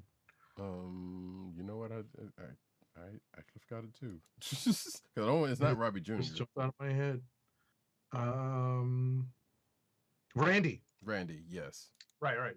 So Robbie is catching up with his son Randy over lunch, and lo and behold, he is interrupted by one J. Jonah Jameson, and there's lots of back and forth where Jonah essentially can't seem to call his better angels, the ones that we see when he's trying to deal with Parker, because he obviously had a very long professional relationship with Robbie Robertson for the longest time at the Bugle, and there's some back and forth there. Meanwhile, we are left with seeing some of the after effects of the move against Gog. Gog is being babysat by Mary Jane Watson, and what the Kingpin has done, even if the attempt, it seemed like it was an attempt on Gog, at the very least, what the Kingpin accomplished was to get under Boomerang's skin. And apparently this is all part of a plan that he's sharing with Kindred, who is still on a form of ice. Yes. And what is this? Getting back to what Kingpin's plans are when it comes to taking out Boomerang. Remember that meeting where there a bunch of the crime lords of the city are brought under the Kingpin's roof, and he's tasked them with dealing with this particular problem. And the first one that we deal with is one Lonnie Lincoln. Mm-hmm. Tombstone, folks. And yes, and where this all kind of pretty much come together real quick is that at the end of this, Tombstone's like, yeah, I'm gonna deal with this Boomerang situation, but I'll also, get back to getting rid of Robert Robertson, which is pretty much a long-standing thing in Spidey's comics. And he gets he and Robbie both get some information that neither one of them previously had. And that was about their kids, because as we know from reading Amazing Spider-Man, that Randy Robinson and Janice Lincoln, aka the Beetle, the new Beetle, are in a relationship with each other, and they both find. Go ahead. Yeah, and both Robbie and which I thought that was kind of messed up for Glory, because Glory pretty much put the file on Robbie's desk and was like, "Nah, I didn't want to spoil it for you," but she knew, So Robbie and Tombstone both find out at the same time that their kids are in a relationship, and that's where the book ends. She says, "I didn't want to spoil it for you." Right. I was like, dang, that was messed up, Glory. But she had a good poker face, because I was like, about it. So, and like I said, at the end of this book, we see a shot of them kissing on a rooftop, and that's where the book ends. It was a nice reveal. It was. It really was. Like it was definitely sequenced very, very well. Gleason did a very good job on the sequence of panels over the course of 4 pages, the last 4 pages, like you said, with Glory handing Robbie the file with the photos, and Lonnie Lincoln, Tombstone, about to make the same discovery that Robbie's making when he opens the file. Mm-hmm. So next up, unless you got something else. No. So yeah, we'll go back to the top of your list with Bitterroot number 11. Sure. Written by You want credits? Good. sure. Written by David F. Walker and Chuck Brown. Art by Sanford Green. Guest of the show. Shout out to hometown Sanford Green. Colors by Sophie Dodgson. Letters by Hassan Atsmane El Hao. I don't know how to pronounce that last name, so I apologize if I butchered it. I think that's as close as I would have gotten. Yeah.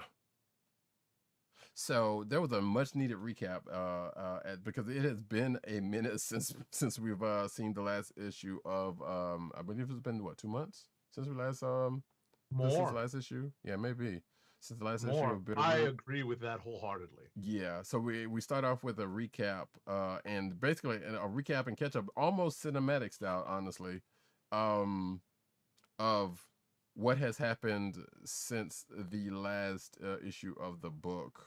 Or even matter of fact, even some of the issues, what happened in the last issue, but going into Aftermath.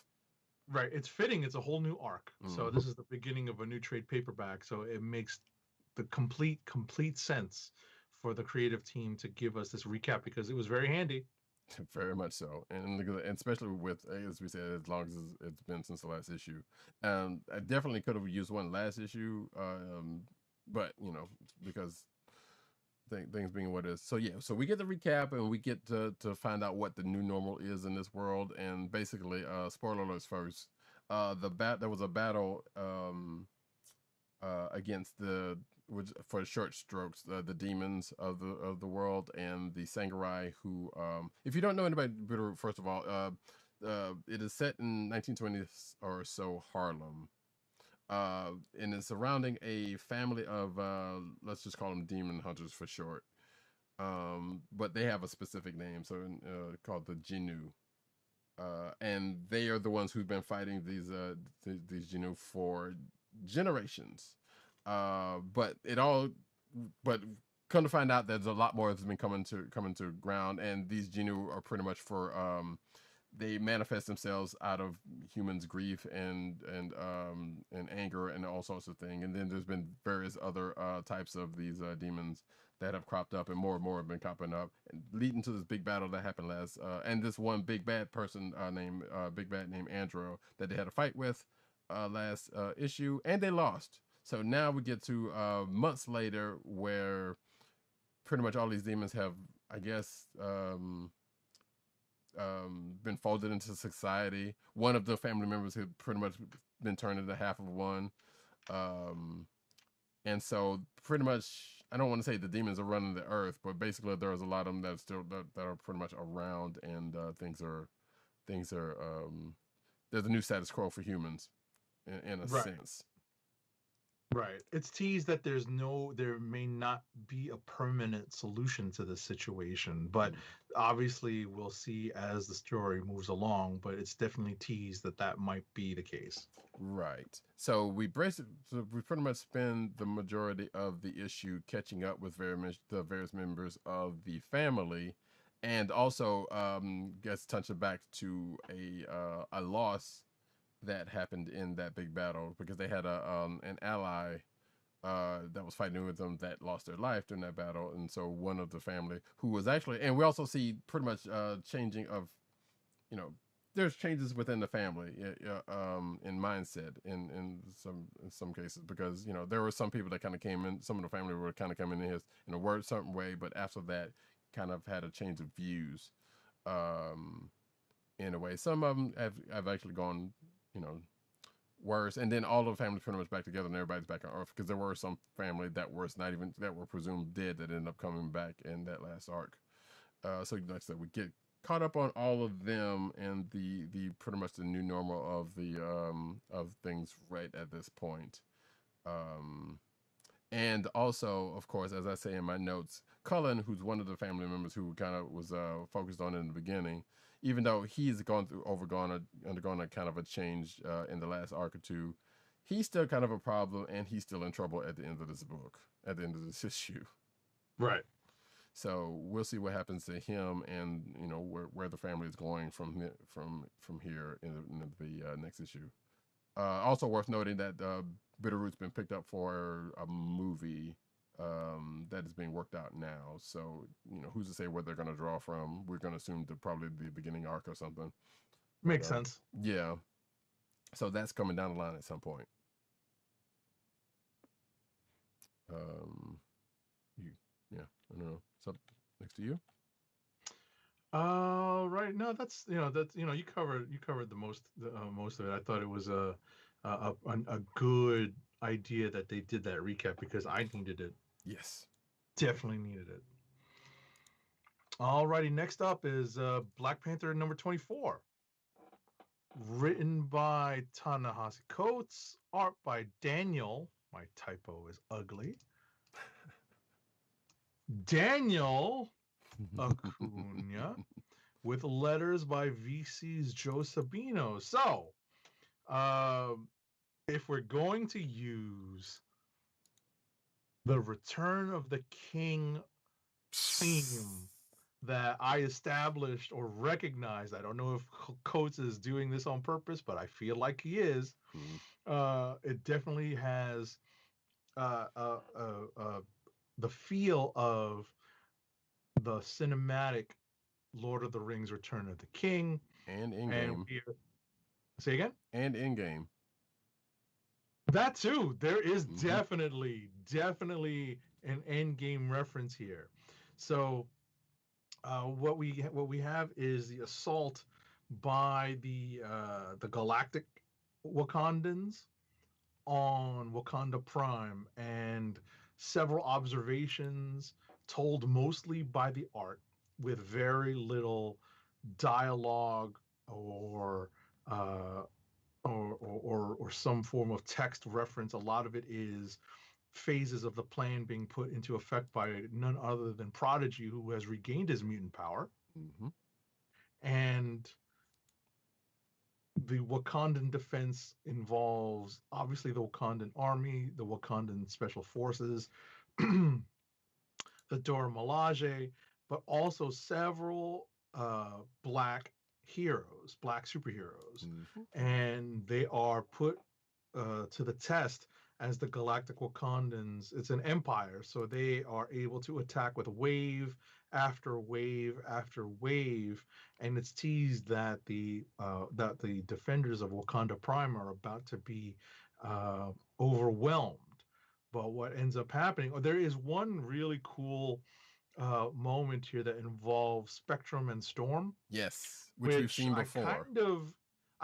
Part of me forgets that Spectrum's powers have changed, because my original idea when I saw this team up was that it was backwards, because I was under the impression, at least under some form of her old powers, that she could absorb energy, but I might be confusing her with some of Carol's powers now.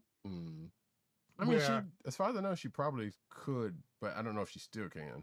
Right. At one point in her character's history, right, whether or not Monica could absorb, ambient energy or energy directed at her, right, or if she could just project. But the way, and I don't want to spoil everything here, but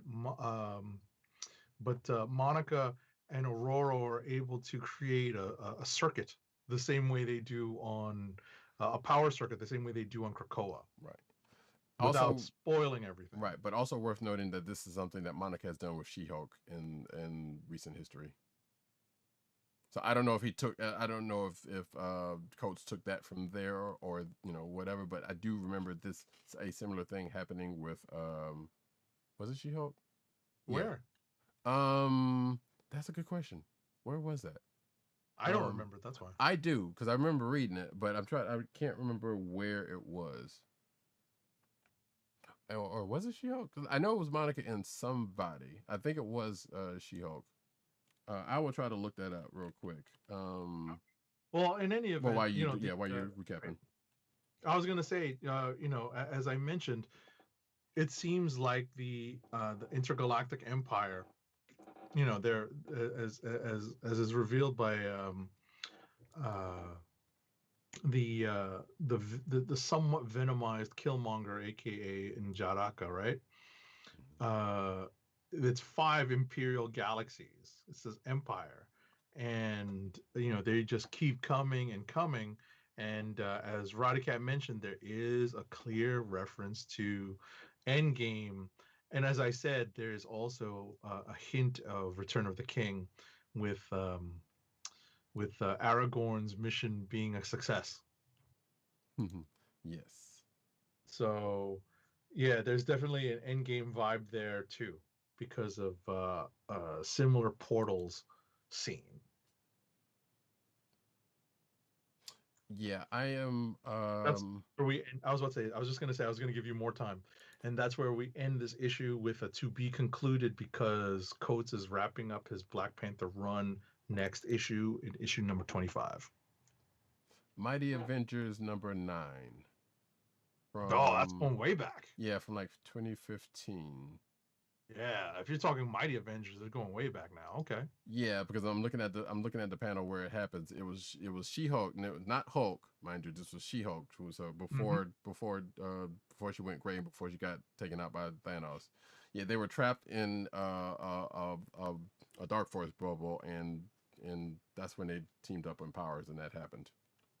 Okay. So Monica turned into gamma radiation and bulked up Jen, and they broke out. Like, I knew I remembered it, so I know it wasn't crazy, but I mean, what's funny about that is, I think all the way back to Secret Wars number 4. When they're trapped under the mountain, and the Hulk is holding up the mountain, and Captain Marvel and Johnny Storm have to channel their energies into this thing that Reed Richards puts together from like random tech and Spidey's web shooters. And they use the Iron Man armor to blast a hole in the mountain because of all the power they're feeding in to him. Right. Yeah, but this was a little bit more recent than that. Oh, a lot more recent. I got it way back. That's so funny. So yeah, like I said, we don't know whether Coates kind of took that as a reference or not, or we don't know, but that's pretty much what this was. Gotcha. All right. So next up, Cable number 9. Did you read this? Yeah, I did. Mm-hmm. I didn't read Excalibur, but I did read Cable. Okay, so this is written by Jerry Duggan with art by Phil Noto and letters by VC's Joe Sabino. You want to take this one? Sure. So, as I say in my notes, after having some fun with the beekeepers of AIM at the beginning, and vexing Emma and Esme, because basically, so Cable's still trying to figure out, what Strife is up to. Short story, and he enlists the help of one Emma Frost, who he wants to kind of keep it on a hush hush from his people, but it pretty much ends up with him going to getting another way of thinking about things and calling back to an old X-Men or X-Men event. And he ends up going to Limbo with the help of Magic, and going to talk to none other than one imprisoned. How do you spell Nastier? I'm not sure how. I think so. Yeah, that's how I've always said it. Yeah, and that's how my friends have said it. So yeah, Nastier. Yeah. And actually it was a pretty amusing scene, because they get there and they check up on him, and he doesn't know anything, but he just wants to get released. And before we see them leave there, apparently the demons under Magic's control are torturing him with "I will walk 500 miles" on recorder. Oh, this is secretly one of my kind of like dark horse clicks of the week this week, because of this particular scene. This made me cackle. But also, and yeah, I enjoyed that. I had got a definitely good grin off of that. I was like, all right, that's pretty doggone good. So then we kind of swerve. Yeah. And obviously, got that dang song in my head. I pulled it up on Spotify. I was just like, who sings this again? Yeah, was it the Proclaimers or something like that? Like that. Yeah. So that was yeah. So there was that, and then he goes to see Logan, who's undercover in Madripoor, and gives up his gives up Logan's secret identity, which causes a fight right there in the bar where they're at. Proclaimers. The Proclaimers, yeah. I thought that's what it said, but yeah, regardless, there you go. You said it was the Reclaimers. I probably say one of those. It doesn't matter. Yeah, so it's one of those two. Yeah. The so Proclaimers. But yeah, so and this part right here was part that kind of had me like, what the world? And you will notice that this is going to be a second time by a Jerry Duggan written book that this happens this week, because you said you didn't read Savage Avengers. Cable and Logan are talking, and Logan's like, look, I got to clean up this mess, but if you get some more clues and you need somebody to throw hands at somebody, he says throw hands. Like, Logan doesn't, well, I mean, Logan doesn't, but whatever, like, really? When does Logan have ever said anything about throwing hands? Anyway, so this says that, which again is going to be the second time this happens this week. Let's go ahead and put it out there. So, but then he goes in and goes to basically resurrect a mistake that he made as he's talking to his quote unquote daughter Hope, who he's younger as, but that's a whole nother thing. And it seemed like we're going to get new Cable or old Cable back if this all goes together, but I don't know about you, but I could have sworn old Cable was still alive already. Because remember when this series started. No, you're right. Yeah, because when we see the start, we saw him a couple of different times leading up to It's a little confusing. Right. But the last shot we see is looking to be old Cable. Looks like I don't know if he was dead in that shot or just laid out somewhere, potentially dead where young Cable killed him is where it seemed like it was showing us. But again, we've seen old Cable alive during the course of this series, which we know is coming to an end in what, three issues or something. I believe it is. So that's pretty much it. Like I said, ending with 12? I think so. I know we did either last week or week before last. We did get an article said that it's definitely ending soon. I can't remember if it's 12 or not. Right. I mean, that makes sense if it's 2 6-issue arcs. Right. Or 2 6-issue trades, that is. Right. So okay. So there, and that's the end of that one for Cable. I'll go next. Go ahead. Excalibur number 19 is written by Tinny Howard with art by Marcus Toe, colors by Eric Arciniega, and letters by VC's Ariana Maher. The Excalibur team continues to try to figure out what happened to Captain Britain, aka Elizabeth Braddock, and they are assisted in this quest as we find out by other members of the Captain Britain Corps, who have all essentially taken on the form of Elizabeth Braddock in other realities and other dimensions, and that is essentially the core of the Captain Britain Corps, no pun intended,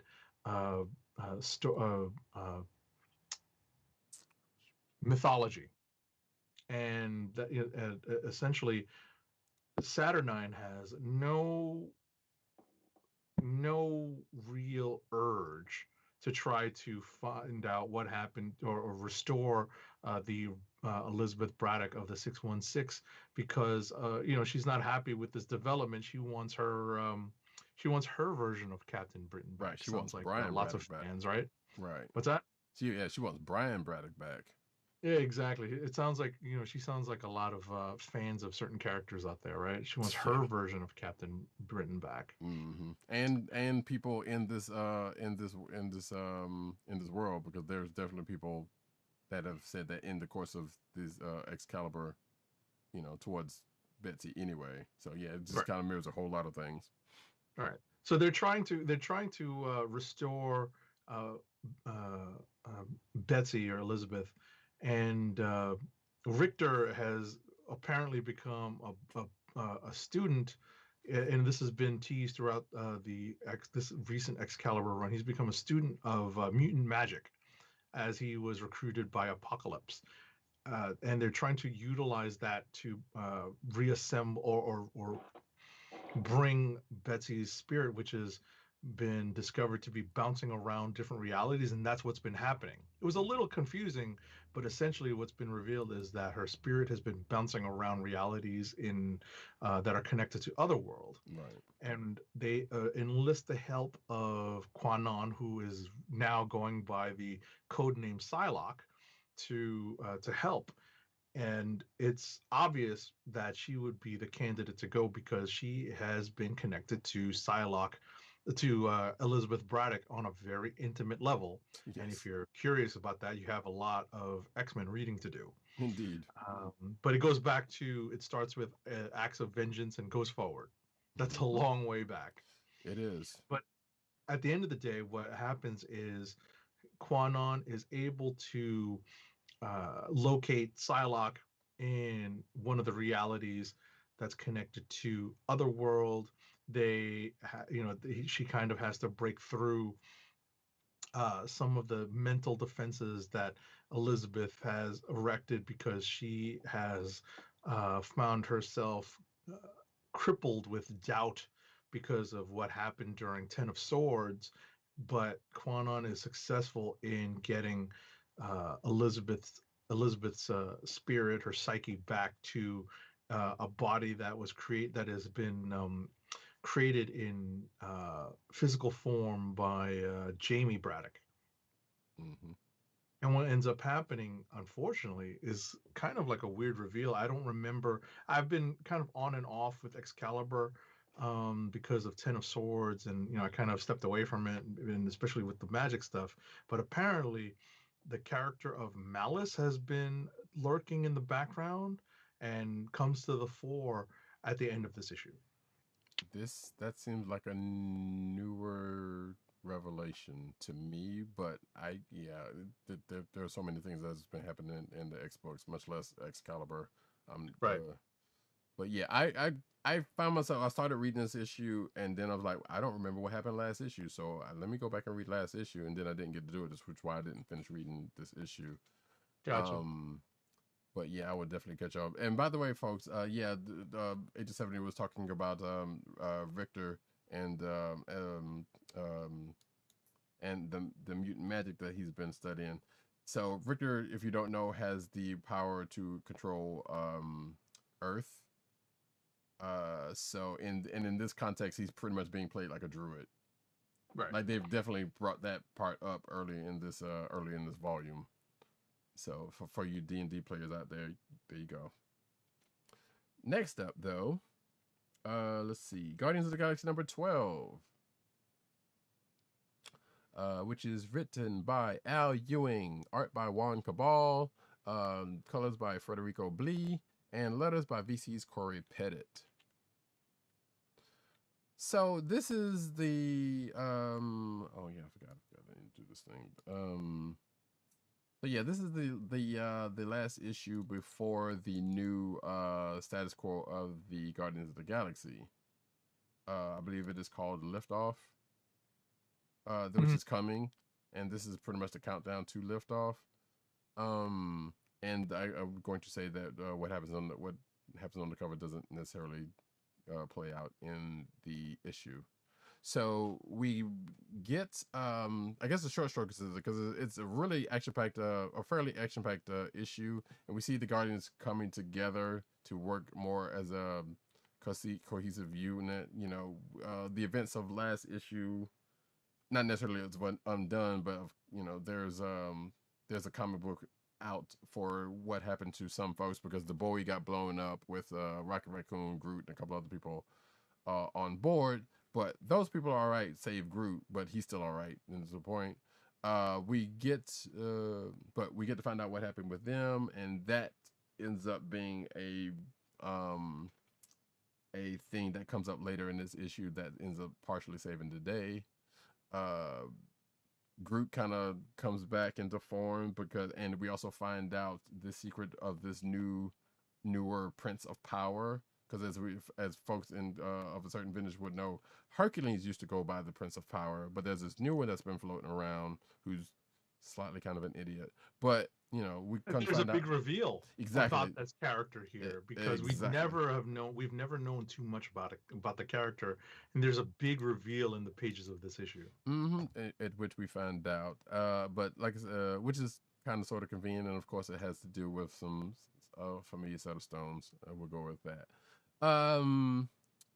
But also Groot kind of gets some use here because you know, he gets used. His brain gets used, probably particularly against his will, by the way, as a jail of sorts for one of the bad guys.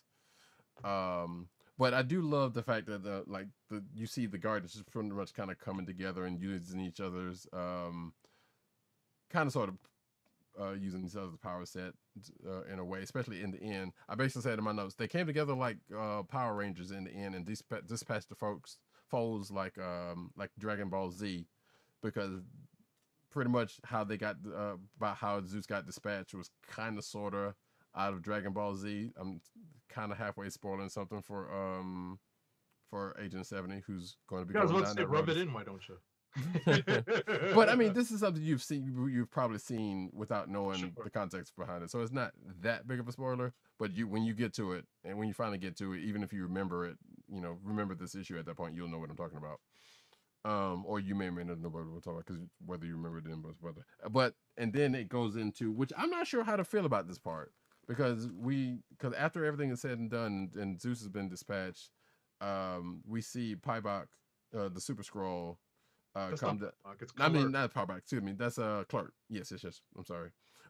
Basically, Super Skrull comes down with an armada. I was like, yeah, if y'all have failed, then we got this as a backup, and then start talking about, well, the galaxy's changed. Things ain't what it was. They do mention King of Black.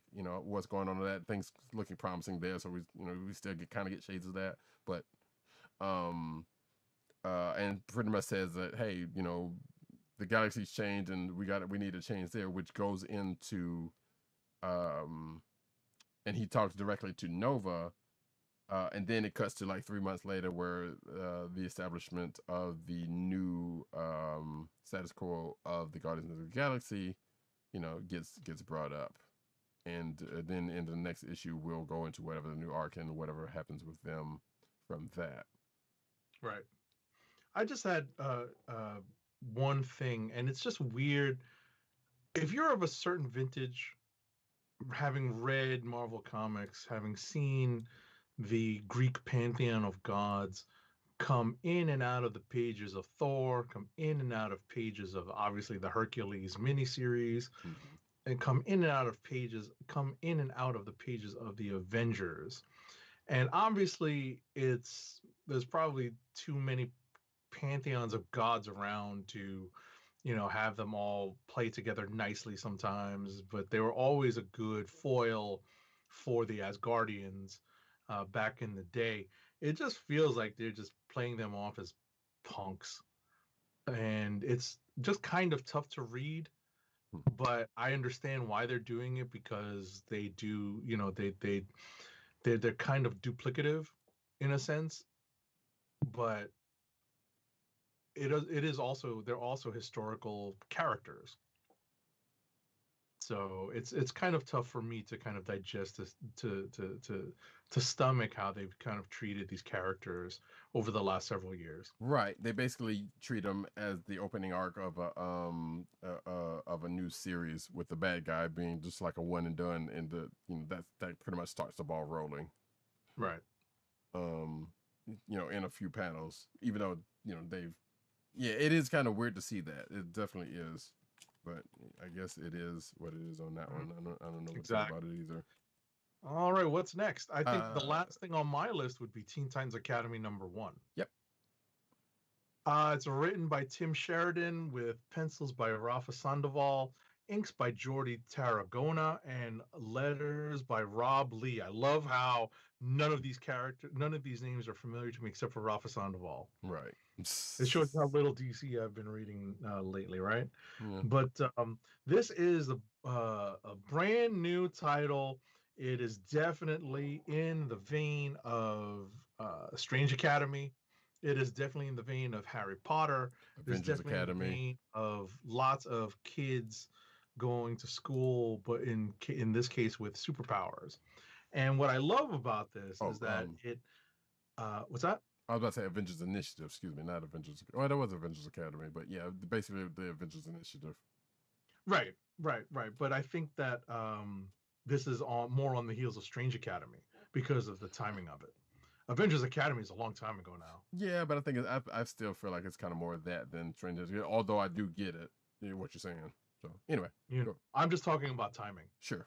Because I don't think, if you think about it, the Avengers Academy stuff, hell, all of this stuff is related to New Mutants. All this stuff, it looks at New Mutants and even the original X-Men as kind of the founding of this particular genre. But when I specifically reference Strange Academy, one of the things that we have here is heroes who have decided to take a particular interest in the recruitment of a younger next generation class of students who could potentially be heroes. And we also have now set up a clear hierarchy between the Titans and the Teen Titans. I'm not sure if that has been established up to this point. I want to say kinda, but yeah, I'm not entirely sure. Like, I feel like. But you see how they clearly come up with a delineation. Like, this is the group of Titans. It's the original new Teen Titans from the Wolfman Perez era. Right. And the more senior characters, I guess. Actually, no, it's just the original. It's the Wolfman Perez Titans are the quote unquote Titans, right? And the Teen Titans are the next generation, and it's clearly delineated who's on that team, and they are kind of like the upperclassmen of this academy, and the kids in this academy are these young recruits that have been handpicked from applications to this academy. And it's interesting to think about who is actually putting these kids up as applicants for a teen superhero school. We are introduced slowly to this new crop of students. We have clear references to the Red X character that was originally introduced in the Titans cartoon, the Teen Titans Go.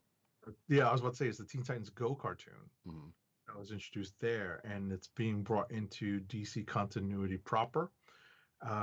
It's for me, it warms the cockles of my heart. Shout out to Dennis Leary. To see the Wolfman Perez Titans together and and acting as the old friends that they are, and I am definitely tempted, even with the cliffhanger at the end of this page, to stick with this, and I am contemplating going out this weekend to pick up a physical copy. Actually, wait, I want to say, actually, wait, I think it was actually what Teen Titans Go? It was Teen Titans. Was it Teen Titans? I couldn't remember. I know they've made definitely mention of Teen Titans Go.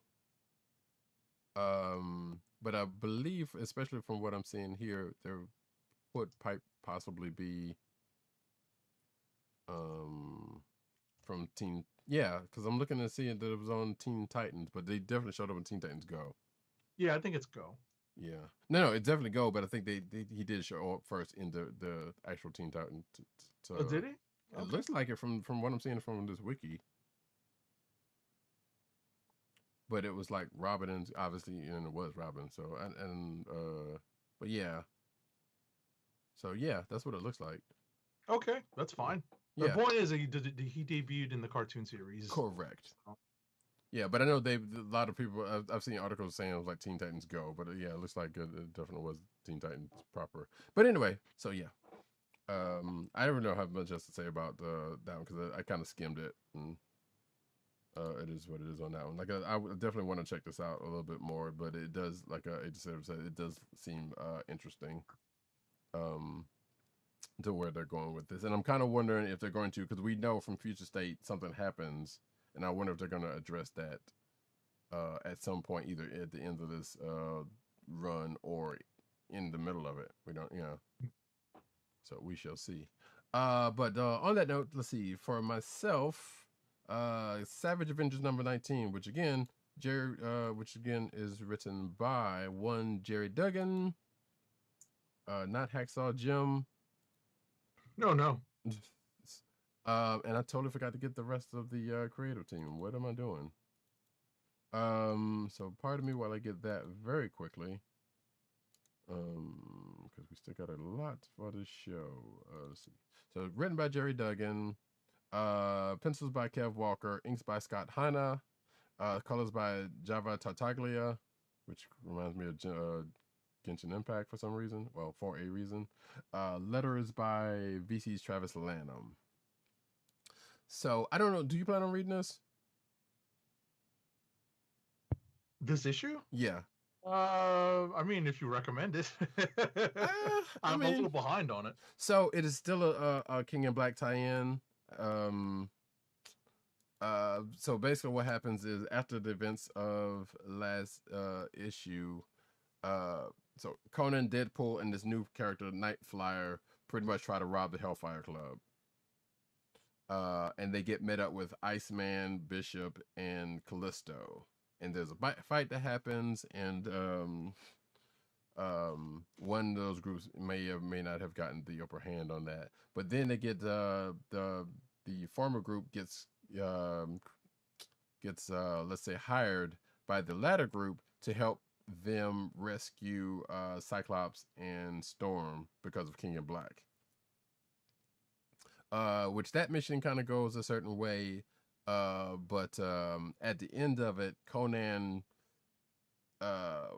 wants something from Wolverine, which apparently he gets that has something to do with of something I mentioned in this, which kind of doesn't make any sense, but it is what it is. So, but at the end of this, we see Conan and Logan talking, and the bargain that is already struck in Conan's mind, and Logan's like, all right, cool, I'll tell him to do to stay away from it. So that's where we are at the end of this issue. And as far as I know, there is going to be another issue after this. We still don't know when this book is ending, because we thought we knew this book was ending at some point. Maybe they retracted that. I doubt that very seriously. I just think it's going on, just for a little while longer. Yeah, then it probably should have. Yeah, because this is basically Conan's book. I mean, obviously, it was a vehicle for Conan already anyway, but this is pretty much has gone back to be just kind of Conan's book, and people just kind of with him, and it's not even an official Avengers book at this point, or was never actually. And of course, we see at the end of this issue, we may get one friendly neighborhood cameo or guest star next issue. Next up, though, the next Batman Second Son number 5, which is my last book, written by John Ridley. Yes, that John Ridley. Art by Travel Foreman. Colors by Rex Locust. Letters by Darren Bennett. So basically, Jace starts working for Foxtech. Tiffany, while jaded as she is, kind of seems like she might be the wisest one in the family for being the youngest one.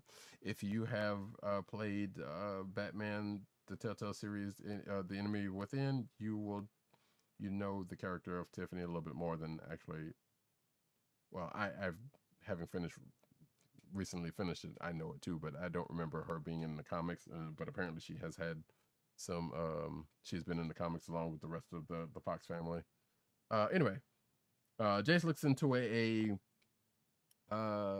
let's say a TMZ-like person that has been stalking the hospital that their sister is in. Obviously, Lucius Fox owns Wayne, or is the CEO of Wayne Enterprises, and makes him and the family high profile. So the fact that she's in the hospital for any reasons kind of has people, paparazzi and whatnot, snooping around, trying to get dirt or whatever the case may be. And obviously we still don't see, not obviously, but we still don't know what happened with Jace back in the day, because part of this is that Jace got into something back in the day that apparently, made news, or that people are still kind of snooping around for. So there's this one, Lucius is trying to get Jace to come in to do a deposition, because there's some, because not trying to give up any money to people or whatever the case may be. He's trying to protect the business and whatnot. And that's the thing, and Jason's not trying to do that, but he's also started working for Fox Tech for some reason, which, is a reason of his own. Jason on his own is pretty much, well, Jason has another thing going on, but we'll see more of that next issue. So he goes in and tries to deal with the social media person, while Luke Fox, who is still Batwing at this point, goes after Ratcatcher, and apparently Ratcatcher has turned into the Pied Piper, which I believe there is a character in the DC lore called the Pied Piper, but at the end of this we kind of see some of that kind of bear out, and that's where the issue ends. So yeah, this is a digital first book. It's going to be coming to print at some point, I guess after the run finishes, or probably in the next month or two, we don't know, but this is starting to end up to the next arc. I mean, to the to an arc's worth of issues here. But we do know, like I said, they are going to do a print run of this book, of this thing, and that is it for me. So we can go to Clicks of the Week. Clicks of the Week.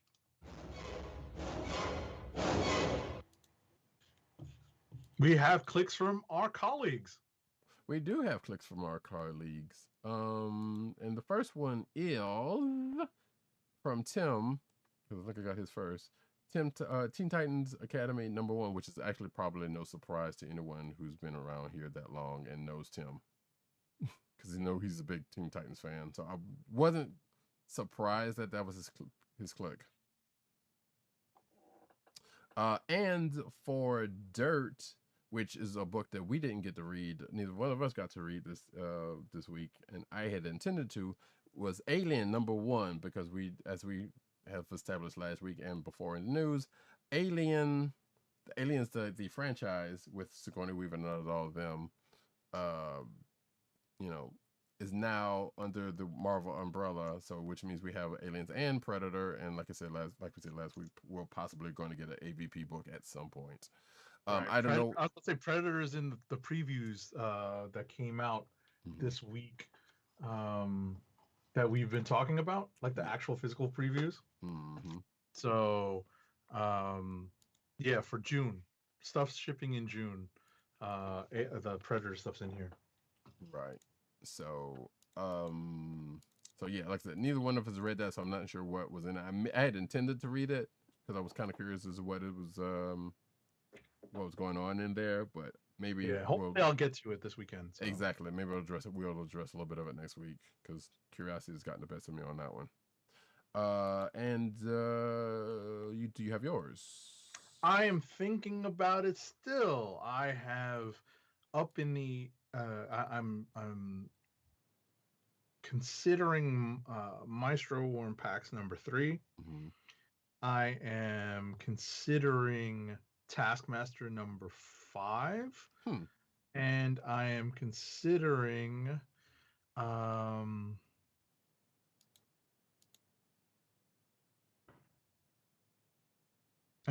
Guardians #12. Well, I already know mine. Miles Morales Spider-Man #24. All right. Yeah, I enjoyed that issue so much, and as for the reasons I said before, I love Miles and Kamala together. I love their friendship. I would ship them. I absolutely ship them, but I know it may or may not ever happen. But yeah. Yeah, I think I'm gonna go with Maestro War and Pax #3. Surprise, surprise. Okay. I mean, it was a good issue. It was entertaining. I definitely have become a convert to these Maestro miniseries, because I did not choose to pull this miniseries because I just wasn't a fan of the Pantheon as characters. But this issue really cemented that this miniseries might prove to be pretty fun. Right. And if you're seeing from the video version of this, which you should check out sometime, there's the cover for Maestro. And really quickly, the cover for, well, we already covered Miles Morales, but yes, Miles Morales 24. So with that, folks, we're going to go into the news section, but first, an ad read. Our first ad read of the night is for Funko, Fun at First Sight. It's your home for exclusive collectibles such as their world famous pop vinyl bobbleheads, apparel including t-shirts, hats, and socks, and brand merchandise such as their custom DIY pop figures, art books, and skateboards. And now the listeners of the Comic Book Chronicles can enjoy 10% off your entire purchase when shopping at Funko. To place your first order with 10% off and to help keep our show free for you, go to our network website at cspn.us. That's cspn.us. Then click on the Keep Our Podcasts free link at the top of the page. From there, scroll down to the Funko link and place your order. When you get to the checkout, put in the offer code SHOP10, SHOP 10, for your 10% off discount. Funko through cspn.us. Do it today. And now we get into the news.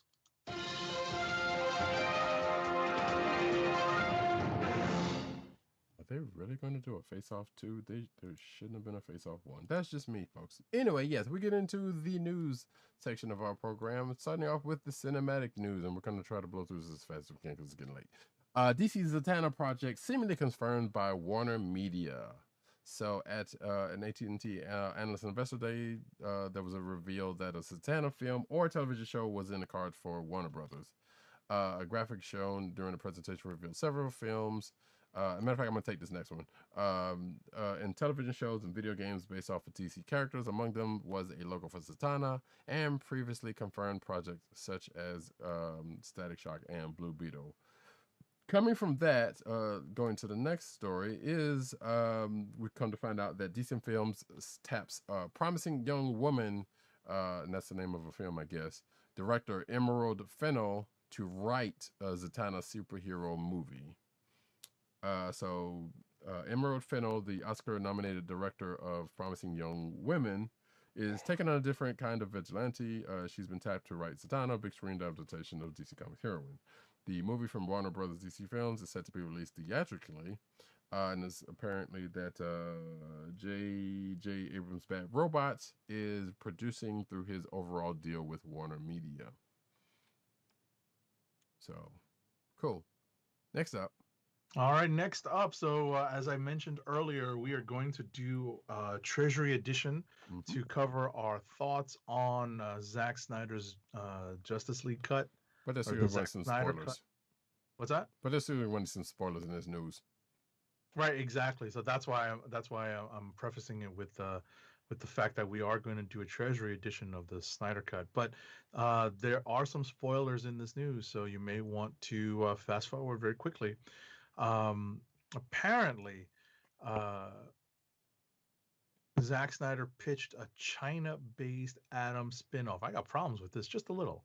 So apparently, following the release of the 4-hour Justice League cut, director Zack Snyder revealed that he had pitched an Atom movie starring Zhang Kai to Warner Brothers. In the interview with Entertainment Weekly, Snyder revealed he had plans for an Atom/Ryan Choi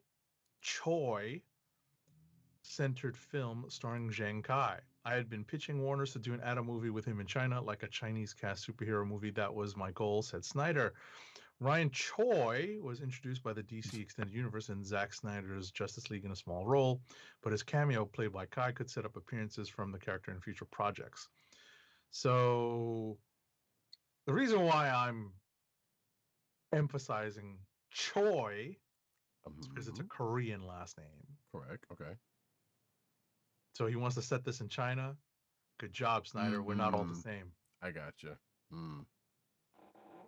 I see what you're saying. I mean, as we will probably talk about with the Snyder cut, some things probably should have been left on the cutting room floor, or such and such. But stay tuned for that, folks. Like I said, we will definitely be getting into that. Some things that probably didn't need to happen. I'll just say that. Next up, though, Justice League's Darkseid actor has a hidden cameo elsewhere in the Snyder Cut. And it apparently has to do with, speaking of Lord of the Rings, a part of the Snyder Cut where seemingly takes notes from another from another well-known battle that we may have referenced earlier. If you know what I'm talking about. All right. Yeah. That Diana's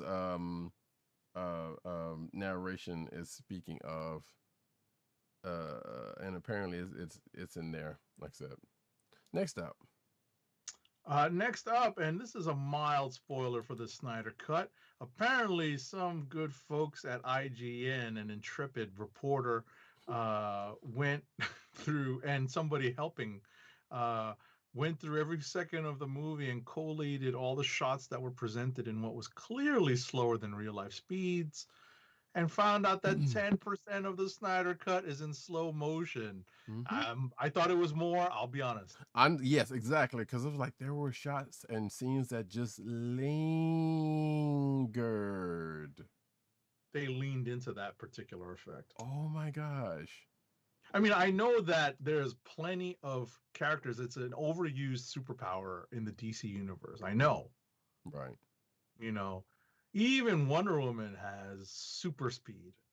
You know, maybe not Superman and Flash level speed, but she's got super speed. Right. So they definitely abused, and I mean that in every regard. They abused the slow motion. They kind of did. They really did.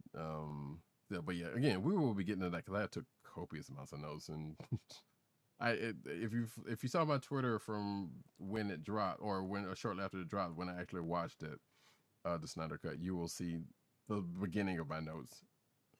Spoiler like, but yeah, you saw the beginning of my notes. Who? Next up though, yeah, whoops. Justice League's, Zack Snyder's Justice League finally calls Diana Prince by her superhero name, which I still don't remember. This is actually one part that I basically don't remember. So this article pretty much goes to the point. It's like, yeah, in Wonder Woman's first movie and in 1984, I don't recall this happening, but they don't call her Wonder Woman, and it sounds like they did in the Snyder Cut at some point. And again, like I said, I kind of poured through the Snyder Cut, even though I was kind of, I don't want to say hate watching because I hate that term, but I was just kind of doing it, even though it took me, let's say, close to 5 hours to watch it, and that's because I watched an hour of it previously and then restarted it, and then watched like a half an hour of the other the theatrical cut of the Justice League just for some parody. I gotcha. So yeah, that being said. I mean, I couldn't bring myself, for comparison's sake, to look at the original one. I'd seen it once in the theater, and I'm done with it. So I didn't. That's why I didn't go through the whole thing. I just wanted to see where it matched. I think I told you this. Like, I wanted to see where it matched up to where to something similar to where this goes. And it's apparently like, spoiler alert, it's like 30 minutes in. I understand. Next up, there is a making of Zack Snyder's Justice League video, which reveals the scale of the movie. Have at it, folks. I know, right? Yeah, that's all on you. Warner Media head is unaware of any Ray Fisher Justice League NDAs. So apparently, Warner Media Studios CEO Ann Sarnoff says she's unaware of any non-disclosure agreements mentioned by Ray Fisher that prevents him from providing more details on the on-set abuse by Joss Whedon during Justice League reshoots. Now, I'm just going to say here before we push on, that could either mean that she actually doesn't know, or it could be plausible deniability. Moving right along. So apparently, The Rock shares a script page and puts DC and Marvel on notice. So he shared the first page from the Black Adam script and reveals just 3 weeks remain before production starts on the DCEU film. Okay, good for him. Yeah, and as you can see from the video, you'll see a shot of the Instagram where where he's his Instagram video where he does that. I can't believe it's actually happening. I know, right? Same. And actually, on that front, Pierce Brosnan is cast as Dr. Fate for the Black Adam film. So, production on Black Adam is nearing start date, and a major piece of the cast has already been revealed by Hollywood Reporter, as the aforementioned Pierce Brosnan, there's no D there, will appear as hero Dr. Fate. And they know that, of course, we know Pierce Brosnan as the former James Bond, and other cast members that have already been established. And the filming on set is scheduled to begin in April in Atlanta, with Johnson teasing the start of it, as we said in the previous article. Next up, Helen Mirren has closed the deal to play the villain Hespera, a daughter of Atlas, in New Line and DC Films' Shazam! Fury of the Gods, the sequel to the box office hit adaptation of the comic book. Zachary Levi is set to reprise his role of Shazam, with Rachel Zelger also aboard. Okay. I love Helen Mirren, so I'm up for this. Not her first DC foray, by the way. What was her first one? Red. Or previously? Red and Red 2. That was a DC adaptation? Apparently. Okay. Yeah. Because I remember when I watched the movie, it does say something at the end about it. It's a DC graphic novel or something like that. Also, so is the Losers, but and there's been a couple of Marvel. Yeah, I was gonna say, definitely. I'm just saying for people who don't know. Yeah. Which I still have yet to see that movie, but I'm gonna watch that pretty soon. There's Captain America, Gamora, and Heimdall all in that movie, folks, and probably a couple of and Papa Winchester for those of you who know who that is. Yeah, and Negan from The Walking Dead. Oh yeah, yes, there we go, same person. Yes. Next up, is that me? Wait, that's you. Yeah. From the Flash Corner, Warner Brothers confirms Ron Livingston's recast.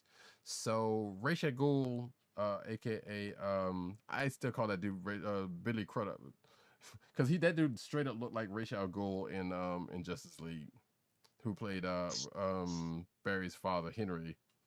So apparently, he's not doing it because of scheduling conflicts, and Ron Livingston of Friday Night Lights fame and other places is taking over the role of Barry Allen's dad in the Flash film, which again, don't believe is still going. And I'm just going to say this real quick: the more Flash talked in just Snyder Cut, the less I liked him. Next up, the CW has cast the lead for Naomi, the pilot based on the DC Comics character of the same name. In addition, the pilot has added 3 series regulars. The pilot hails from Ava DuVernay and Jill Blankenship. Casey Walfall will star in the title role as Naomi, described as an effortlessly cool and confident high school student who is the adopted daughter of doting parents. Popular with all the kids in her military town, Naomi is unafraid to embrace her AP student comic book loving nerdiness. After a supernatural event leads to the discovery of her powers within, Naomi pursues her hidden destiny. It feels like it was just yesterday that Naomi was released as, introduced as a comic book character. So this is a quick turnaround for a TV character show. It definitely has not been that long. For a character's TV show, that is. I'm sorry for stumbling over those words. No, you're good. Yeah, but yeah, you're right. It definitely has not been that long since Naomi's origin by, as it says here, 2019. Yeah. And Bendis made this character, or helped make this character. So there's still some thing there. I need to read that, though. I still want to read that miniseries. And I plan to at some point before this happens. Next up, though. Lena Luthor adopts a new role in the final season of Supergirl. So after a long time harboring hate for Kara Danvers, friend turned enemy turned friend, again, Lena Luthor will be on better terms with the hero during Supergirl's final season, according to showrunner Jessica Queller. Quote, Lena is going to become a more integral part of the Super Friends this season than ever before, Queller told Entertainment Weekly. So I think it's going to be really satisfying and have emotional resonance for her, because she's always the kind that felt like an outsider, not just with Kara's secret, but with the whole group. So now she's going to be a full-on insider, and that will change the dynamic for Lena and the group. Okay, next up. So these are spoilers for the Epix show, the Epix Pennyworth show. Apparently, the characters that we are most familiar with that would be connected to Alfred, that being Thomas and Martha Wayne, but in this case, not yet married. It's Thomas Wayne and Martha Kane. And they've been apparently separated at the beginning of this season, but now, as of the most recent episode, the characters have been brought back together, and there is a new addition, one Lucius Fox. Okay, which I could have sworn he was already there, but all right, sure. Next up, the Boondocks reboot seemingly is pushed to 2022. So yeah, apparently they rescheduled it for a release on 2022 release on HBO Max. According to the official Boondocks Instagram page per OK Player, the beloved animated series has set a new date for its return. The page's bio appears to reveal that the Boondocks reboot is now scheduled for a release in 2022, like what you said, after a new series was originally announced for fall 2020, launching with a 50-minute special on the HBO Max streaming service. It seems like Aaron Magruder is also back on board because I believe he left in somewhere second or third season or something like that.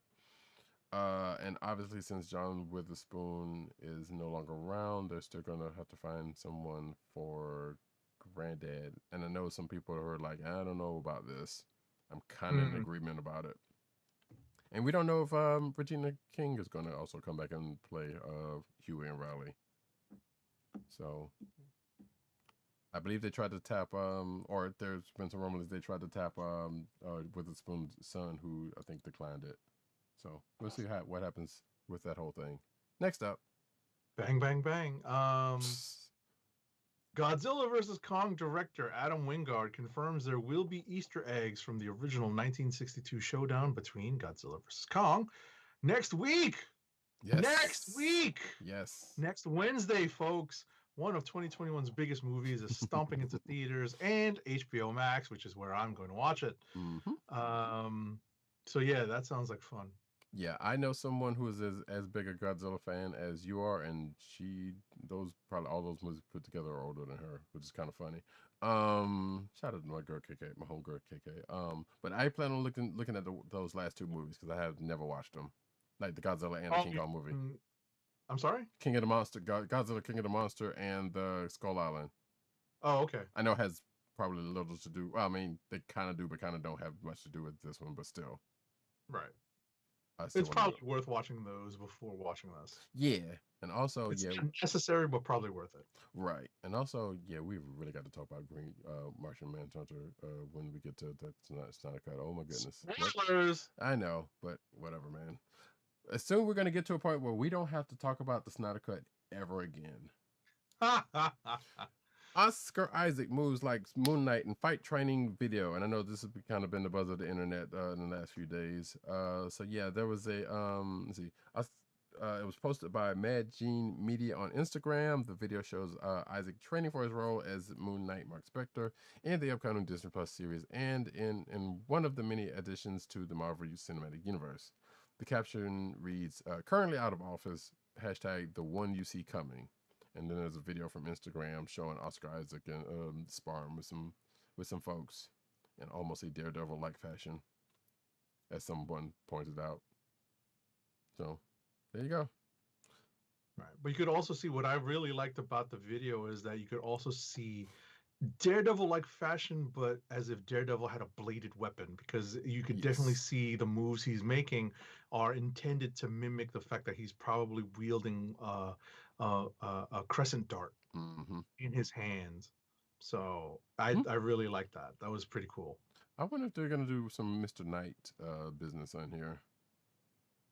We'll see. Yeah. So it says the hashtag is a direct reference to a line of dialogue in Moon Knight #5 where the character says, "Tell your friends, tell everyone you meet. You tell them all. When you see me coming, run." So next up. That works.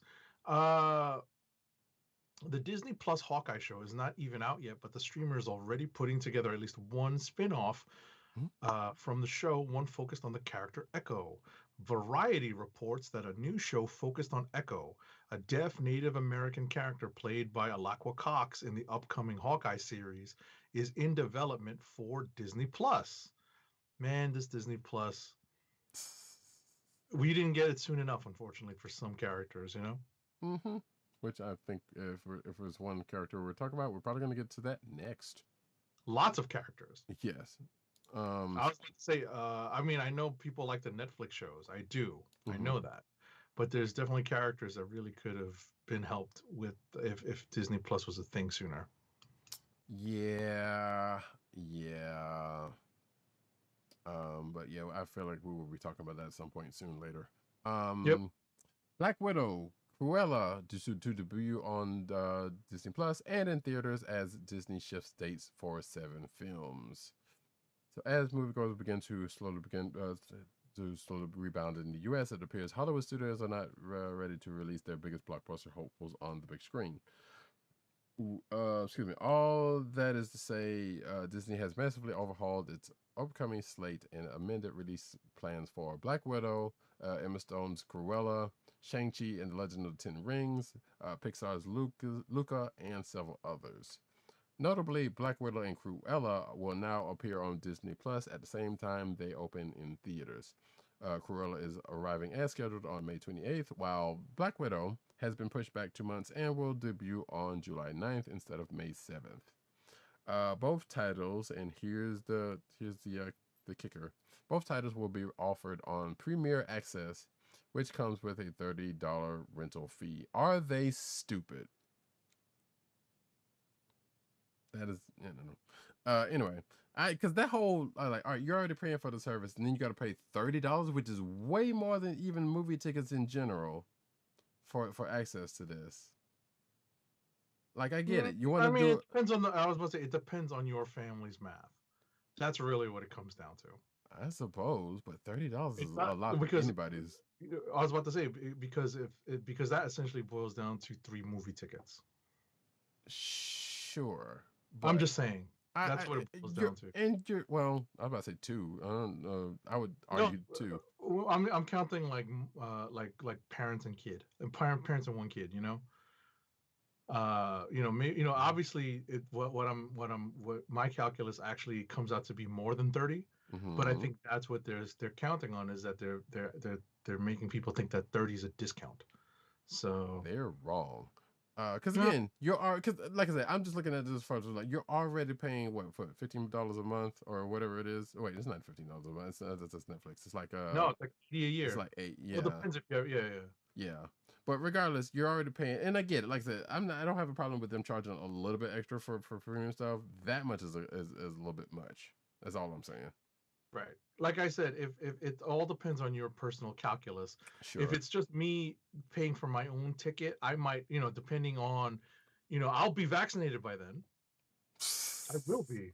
Right. I'll be vaccinated before the end of April. So, because I got mine. I got my first shot. Nice. Which one did you get? I got it on Monday. Which one did you get? Pfizer. Okay. So I got my first shot, so I will be vaccinated before the end of April. So I should be good to go for any in-person movie screenings summertime, when summertime rolls around. So that's the hope.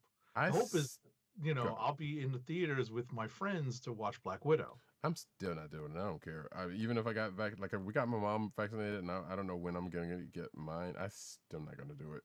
Because it's not like, first of all, even if you get vaccinated, and you already know this, but you could still. Of course. Yeah, the likelihood is lessened. Whether or not everyone else is vaccinated. Right. And that's when it starts to get a little bit more of reassuring to go to a movie theater. And people already still don't know how to act right. So that's why I'm like, no. But to back on track, Black Widow's move means that Marvel Shang-Chi and the Legend of the Ten Rings, which is previously set for July, was bumped back to September 3rd. It is expected to have a traditional theatrical release. I still say $30 is too high. But I understand the like I said, I think it really does depend on the calculus. I agree with you though that it does seem too high. Right, for a service that you're already paying for. That's the kind of sticking across for a lot of people. But also some of those people are like, I know there are some people grousing about it, and they're watching it from somebody else's account. So, but still counting it. Though I guess the only reason why I don't feel like it's the worst thing is because I sprung for Raya and the Last Dragon. Right, which I heard pretty good things about. I bought it for family. Right.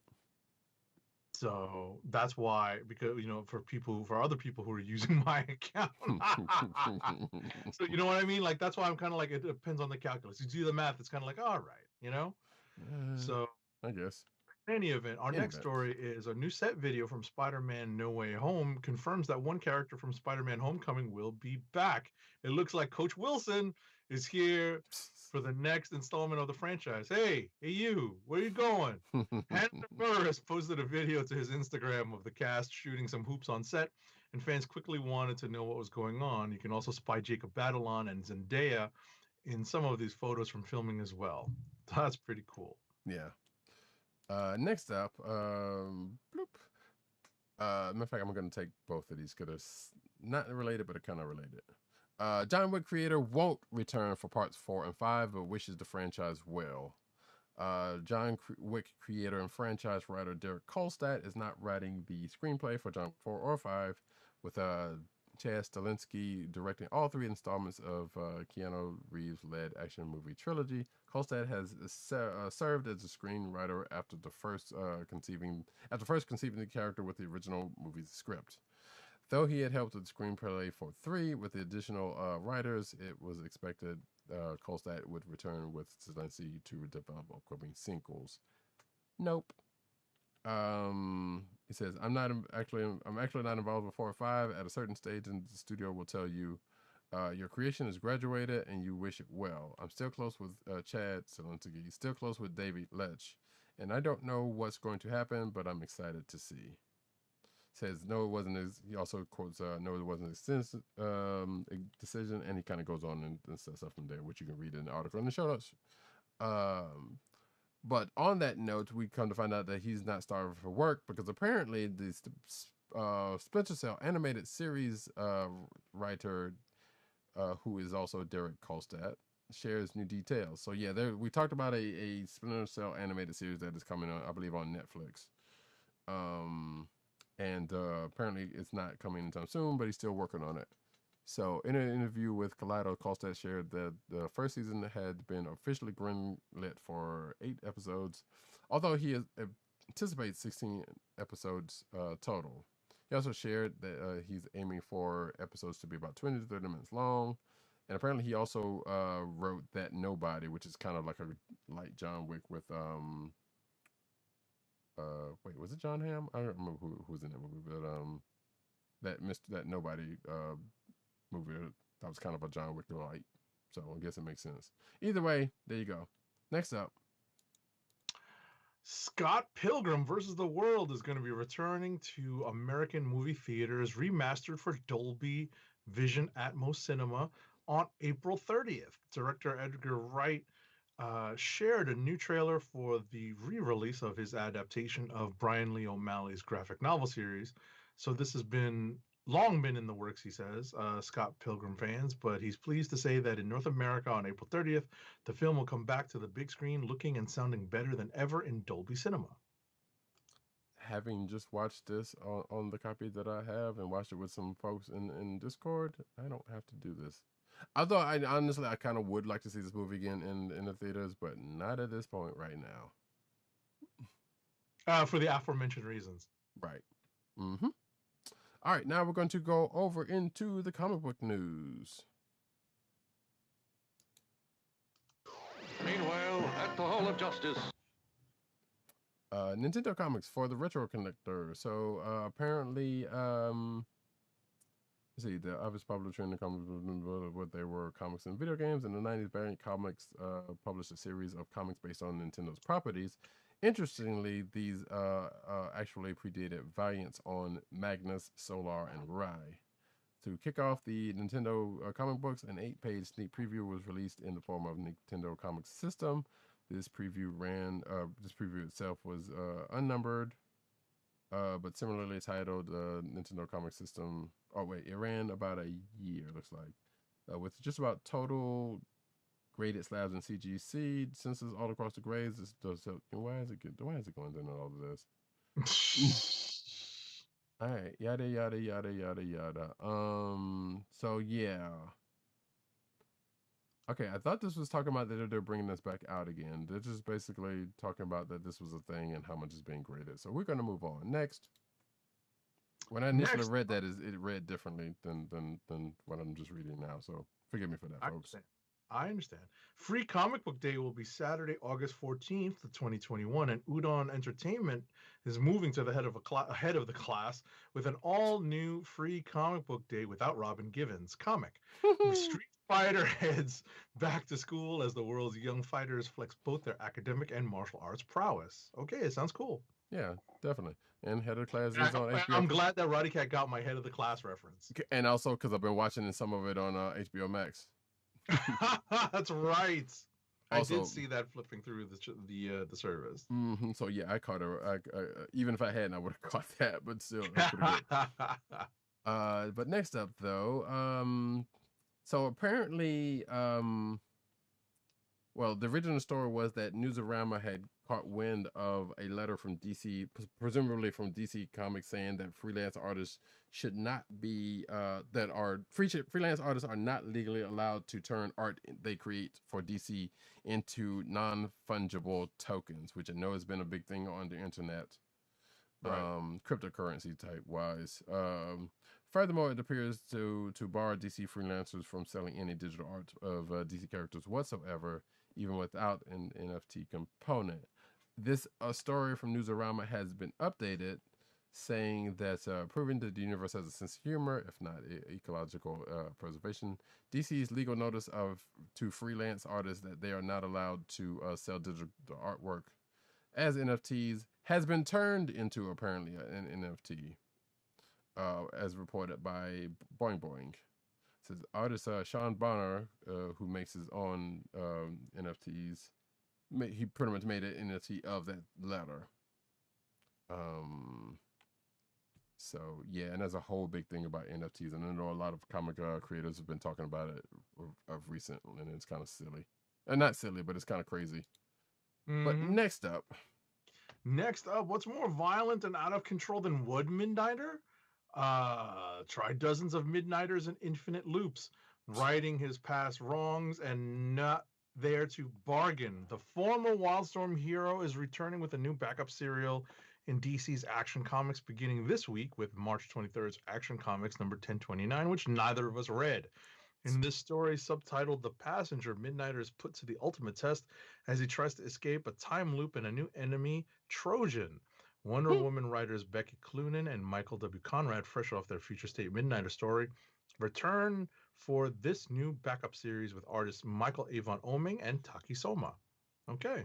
Trojan Man. Next up is some good news. Milestone titles to launch day and date with print, digital, and DC Universe Infinite.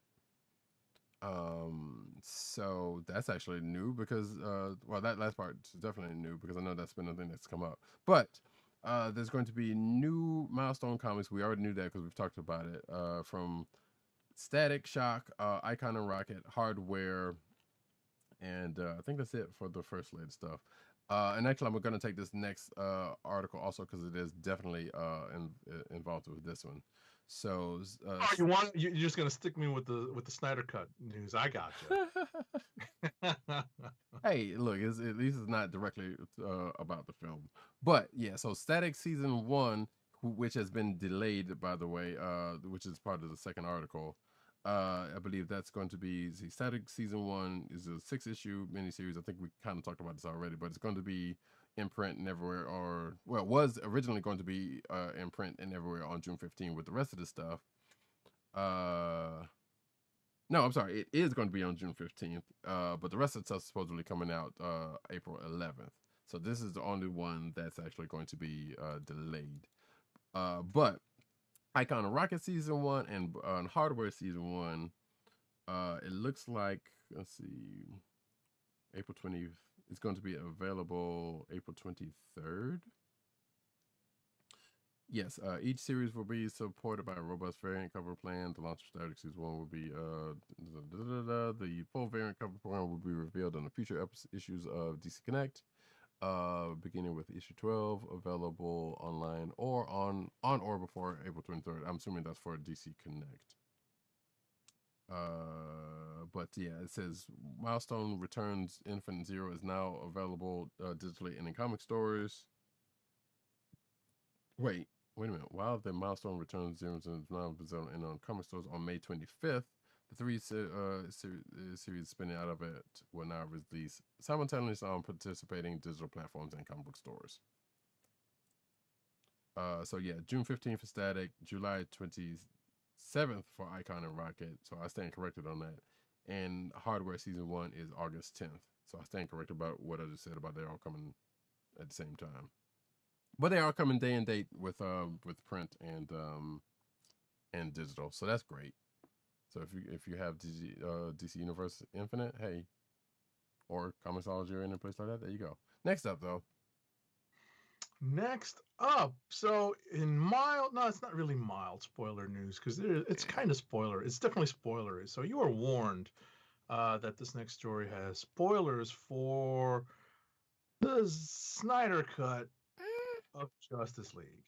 Right, because what it is, and I've already warned you, spoiler alert, in conjunction with the Snyder Cut, Zack Snyder's black-suited Superman Puma sneakers will bless your souls, apparently. Now fans can walk for miles in the Man of Steel shoes. DC Comics and Puma teamed up to create a new sneaker inspired by Superman's alternate black costume in Zack Snyder's Justice League. According to the shoe's description at DC Shop, the black Puma suede shoe features the Superman logo, a form stripe inspired directly by the new black suit, and art created by Jen Bartel in the shoe insert. Okay. Shout out to Suede Pumas. If you're of a certain vintage, you know the vibe. Right. Also shout out to Jen Bartel, who's been doing, because I know this is her second. I think she's got a deal with Puma doing art for Starks, and then I think this is the second shoe she's done for them. So okay. Yeah, shout out to her for that. But I could have sworn that the black suit Superman was in the original cut of Justice League, or at least briefly. But I don't remember. I watched the movie once. Yeah, I feel like that one particular scene, which is in both. You know, the one scene when he wakes up, when he gets up, I feel like the black suit was there in the original cut, and then he changed, he changed off screen. After that one scene with the farm, because I mean, that's not a spoiler because that was in the original cut also. Or at least part of it was. Yeah, I can't remember. Yeah. Spin Masters celebrates 82 years of Batman with new figures and collectibles. So it's titled Bat Tech Collection. Spin Masters' new batch of Batman products includes characters and vehicles. This includes the 12-inch deluxe Batman figure, which envisions a very futuristic-looking Batman with a suit colored black and blue. The toy also features retractable wings rather than traditional cape. Sounds like some of the old 80s toys we used to have. The Bat Tech collection also features a number of 4-inch figures of other notable Batman characters. This includes Robin and Nightwing, as well as the Riddler. There's more 12-inch figures of the Batman, as well as his arch nemesis Joker. And lastly, the fans of the Cape Crusader can check out the 2-in-1 Batmobile, which can be transformed into an aircraft. So yeah, you can check out Spin Master's site for all of that. Next up, Jackson Claxon. In honor of Lucasfilm's 50th anniversary, Hasbro's Black Series line of action figures is adding 4 figures inspired by characters from books and comics that were released throughout the company's history. Yes, Legends devotees, you are being served. And perhaps most importantly, the release includes Jackson. And if you're not familiar with this character, this is the giant rabbit. Mm-hmm. It's not a trash panda, it's a rabbit. Although some would argue it's a trash character, but So yeah, this is Jackson from the old the original Marvel Star Wars comic book, which pretty much did not follow any kind of script whatsoever, because they started it before the movie came out, before the original Star Wars came out. So yeah, right. A lot of characters kind of But they also brought Jackson back for, I think, Star Wars Adventures kind of recently. But yeah, and that's not the only one, because there's also a Luke figure here. Looks like something from Dagobah. But there's also a Darth Maul and a Connor Jax, which that's a name that I don't know about. Figure that also in this Black Series.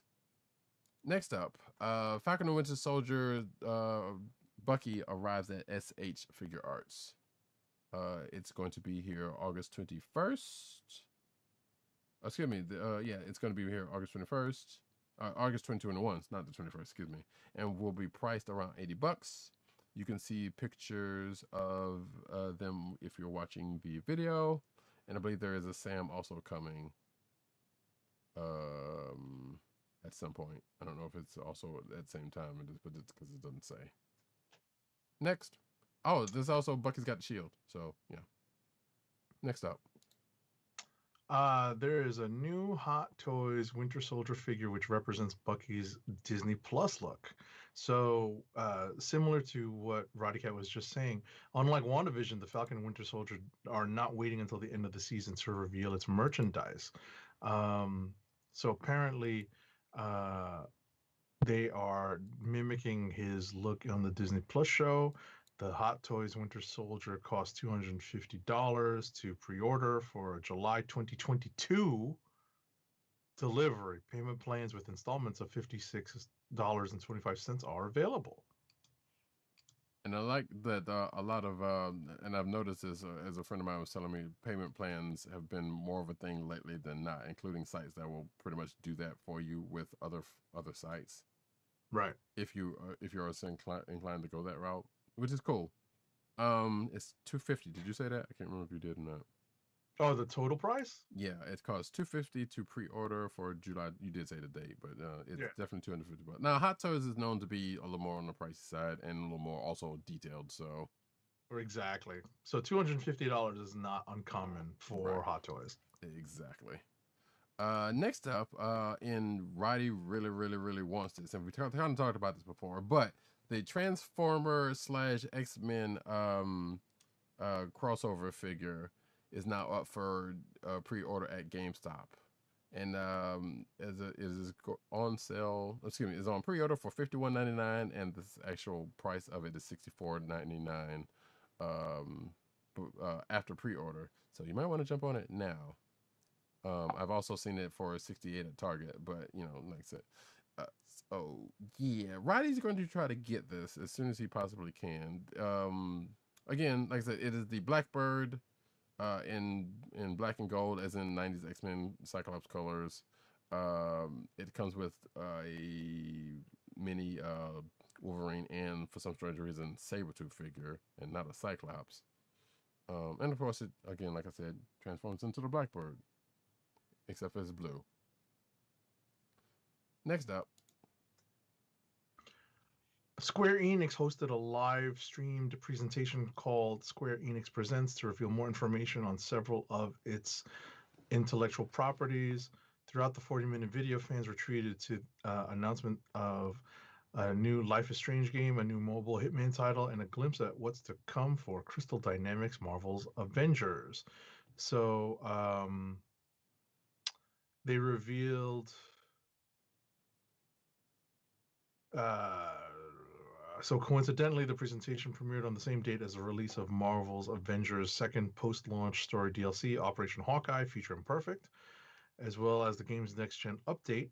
The big reveal during the Marvel's Avengers component was the announcement of a brand new expansion that's based around Black Panther and Wakanda called War for Wakanda. Cool. Mm-hmm. Next up. Spider-Man fan recreates PS4 games New York in Disney Infinity, which is a game that's long since been killed. But yeah, apparently let's see. There's obviously a difference in the graphic quality of this, and I can't imagine how much they actually were able to do with Disney Infinity. But yeah, apparently somebody did it, and there's probably video or something out there, but it's not attached to this article. Next up. All right. In essentially what is deluxe what if story. What if Spider-Man wasn't able to fight off the sinister tugging of the Venom symbiote and was fully immersed into that alien symbiote the way Eddie Brock and others have been in a story by Chip Zdarsky and artist Pasquale Ferry and Matt Hollingsworth. We're going to find that out in Spider's Shadow. It's a limited series. It's going to be released very soon because I saw it in very recent solicitations. So, and the rest of the article is a interview with Zdarsky, and I believe Hollingsworth, or it's just Zdarsky. I think it's just Zdarsky. So you can check that out at your leisure in the show notes. First, look at the return of the dark 90s hero Darkhawk, which is a preview for Darkheart #1, Heart of the Hawk, which is coming April 14th. This article from Newsarama has some preview pages of said issue that you can check out in the aforementioned show notes. Next up. All right. Though Star Wars The High Republic comic takes place 200 years before the events of Star Wars The Phantom Menace, the new era of stories features a familiar character in the form of Yoda. Cavan Scott, who writes the Star Wars The High Republic comic book series for Marvel, recently discussed Yoda's role in the High Republic era and how the Jedi Master still remains a fountain of wisdom for others, despite his failings in the prequel trilogy of the Skywalker saga. So yeah, feel free to read this, but apparently Yoda still has casts a long shadow even back then. He's 800 years old. How would you expect him not to have shown up? Yep. Next up, though, the Doors graphic novel will leave your quote head spinning in the best possible way, if Leah Moore has her say. The Doors are breaking on through to the comics. Oh, geez, with a new original graphic novel, Morrison Hotel. Writer Leah Moore, and a host of artists, including Michael Avon Oeming, Colleen Duran, and more, are taking part with nearly a dozen individual stories. Like songs on the namesake 1971 album, the OGN's title derives from. This graphic novel is not a blow-by-blow biography. Instead, it's a musing on the Doors' influence, inspiration, and thinking as displayed in their music, their concerts, and the four men's lives. Moore and the others involved in Morrison Hotel are helped along the way with Robbie Krieger and John Densmore, the two surviving members of the Doors. And apparently this is already out. This graphic novel is already out, and the rest is an article with the writer Leah Moore. So you can check that out in the show notes. Next up, the New York Times bestselling authors, the McElroy brothers, are bringing elements of Team Sonic racing into the third and final story of IDW Sonic the Hedgehog 30th Anniversary Special, an 80-page comic book that celebrates 3 decades of the Blue Blur. Okay. Yep. Video game reviewers minus one of them, turned pop culture icons. You gotta love it, I guess. So yeah, there's the thing. Last but not least, I know a lot of people like the McElroys, and I do too, kind of, but hey. Diamond responds to Marvel choosing Penguin Random House as its distributor. So yeah, this is a thing that just happened yesterday. Yesterday and today, Yeah. So apparently, Marvel's like, no more Diamond, and going with Penguin Random House as a new distributor. Not unlike what DC did last year when it got away from Diamond. Which are they back with them, or did that? I can't remember. Are they still? Yeah, they're still away from them. Right, they're still away from Diamond. I think the difference here is that for whatever reason, Diamond is still going to be able to order from Penguin Random House. Sure. So the distribution network is still in place, but it just seems, it seems like there might be some more news coming out of this shortly. We'll see. I suspect that being the case. So yeah, looks like starting October 21st is when the new change is going to happen. There's a quote from, I'm sure, from Penguin Random House, which we don't necessarily need to read here. Let's see. Yada. Behind the scenes shift and diamond and reverberations and all that kind of good jazz. So yeah, so we'll have to see what effect this has on the direct market, because something that PC and underscore dirt brought up in our discussion when I in our back channel discussions when I brought this up, is that essentially this will cut into whatever discounts retailers get when they order books through Diamond, and they essentially become wholesalers, whereas Penguin Random House will be the initial distributor.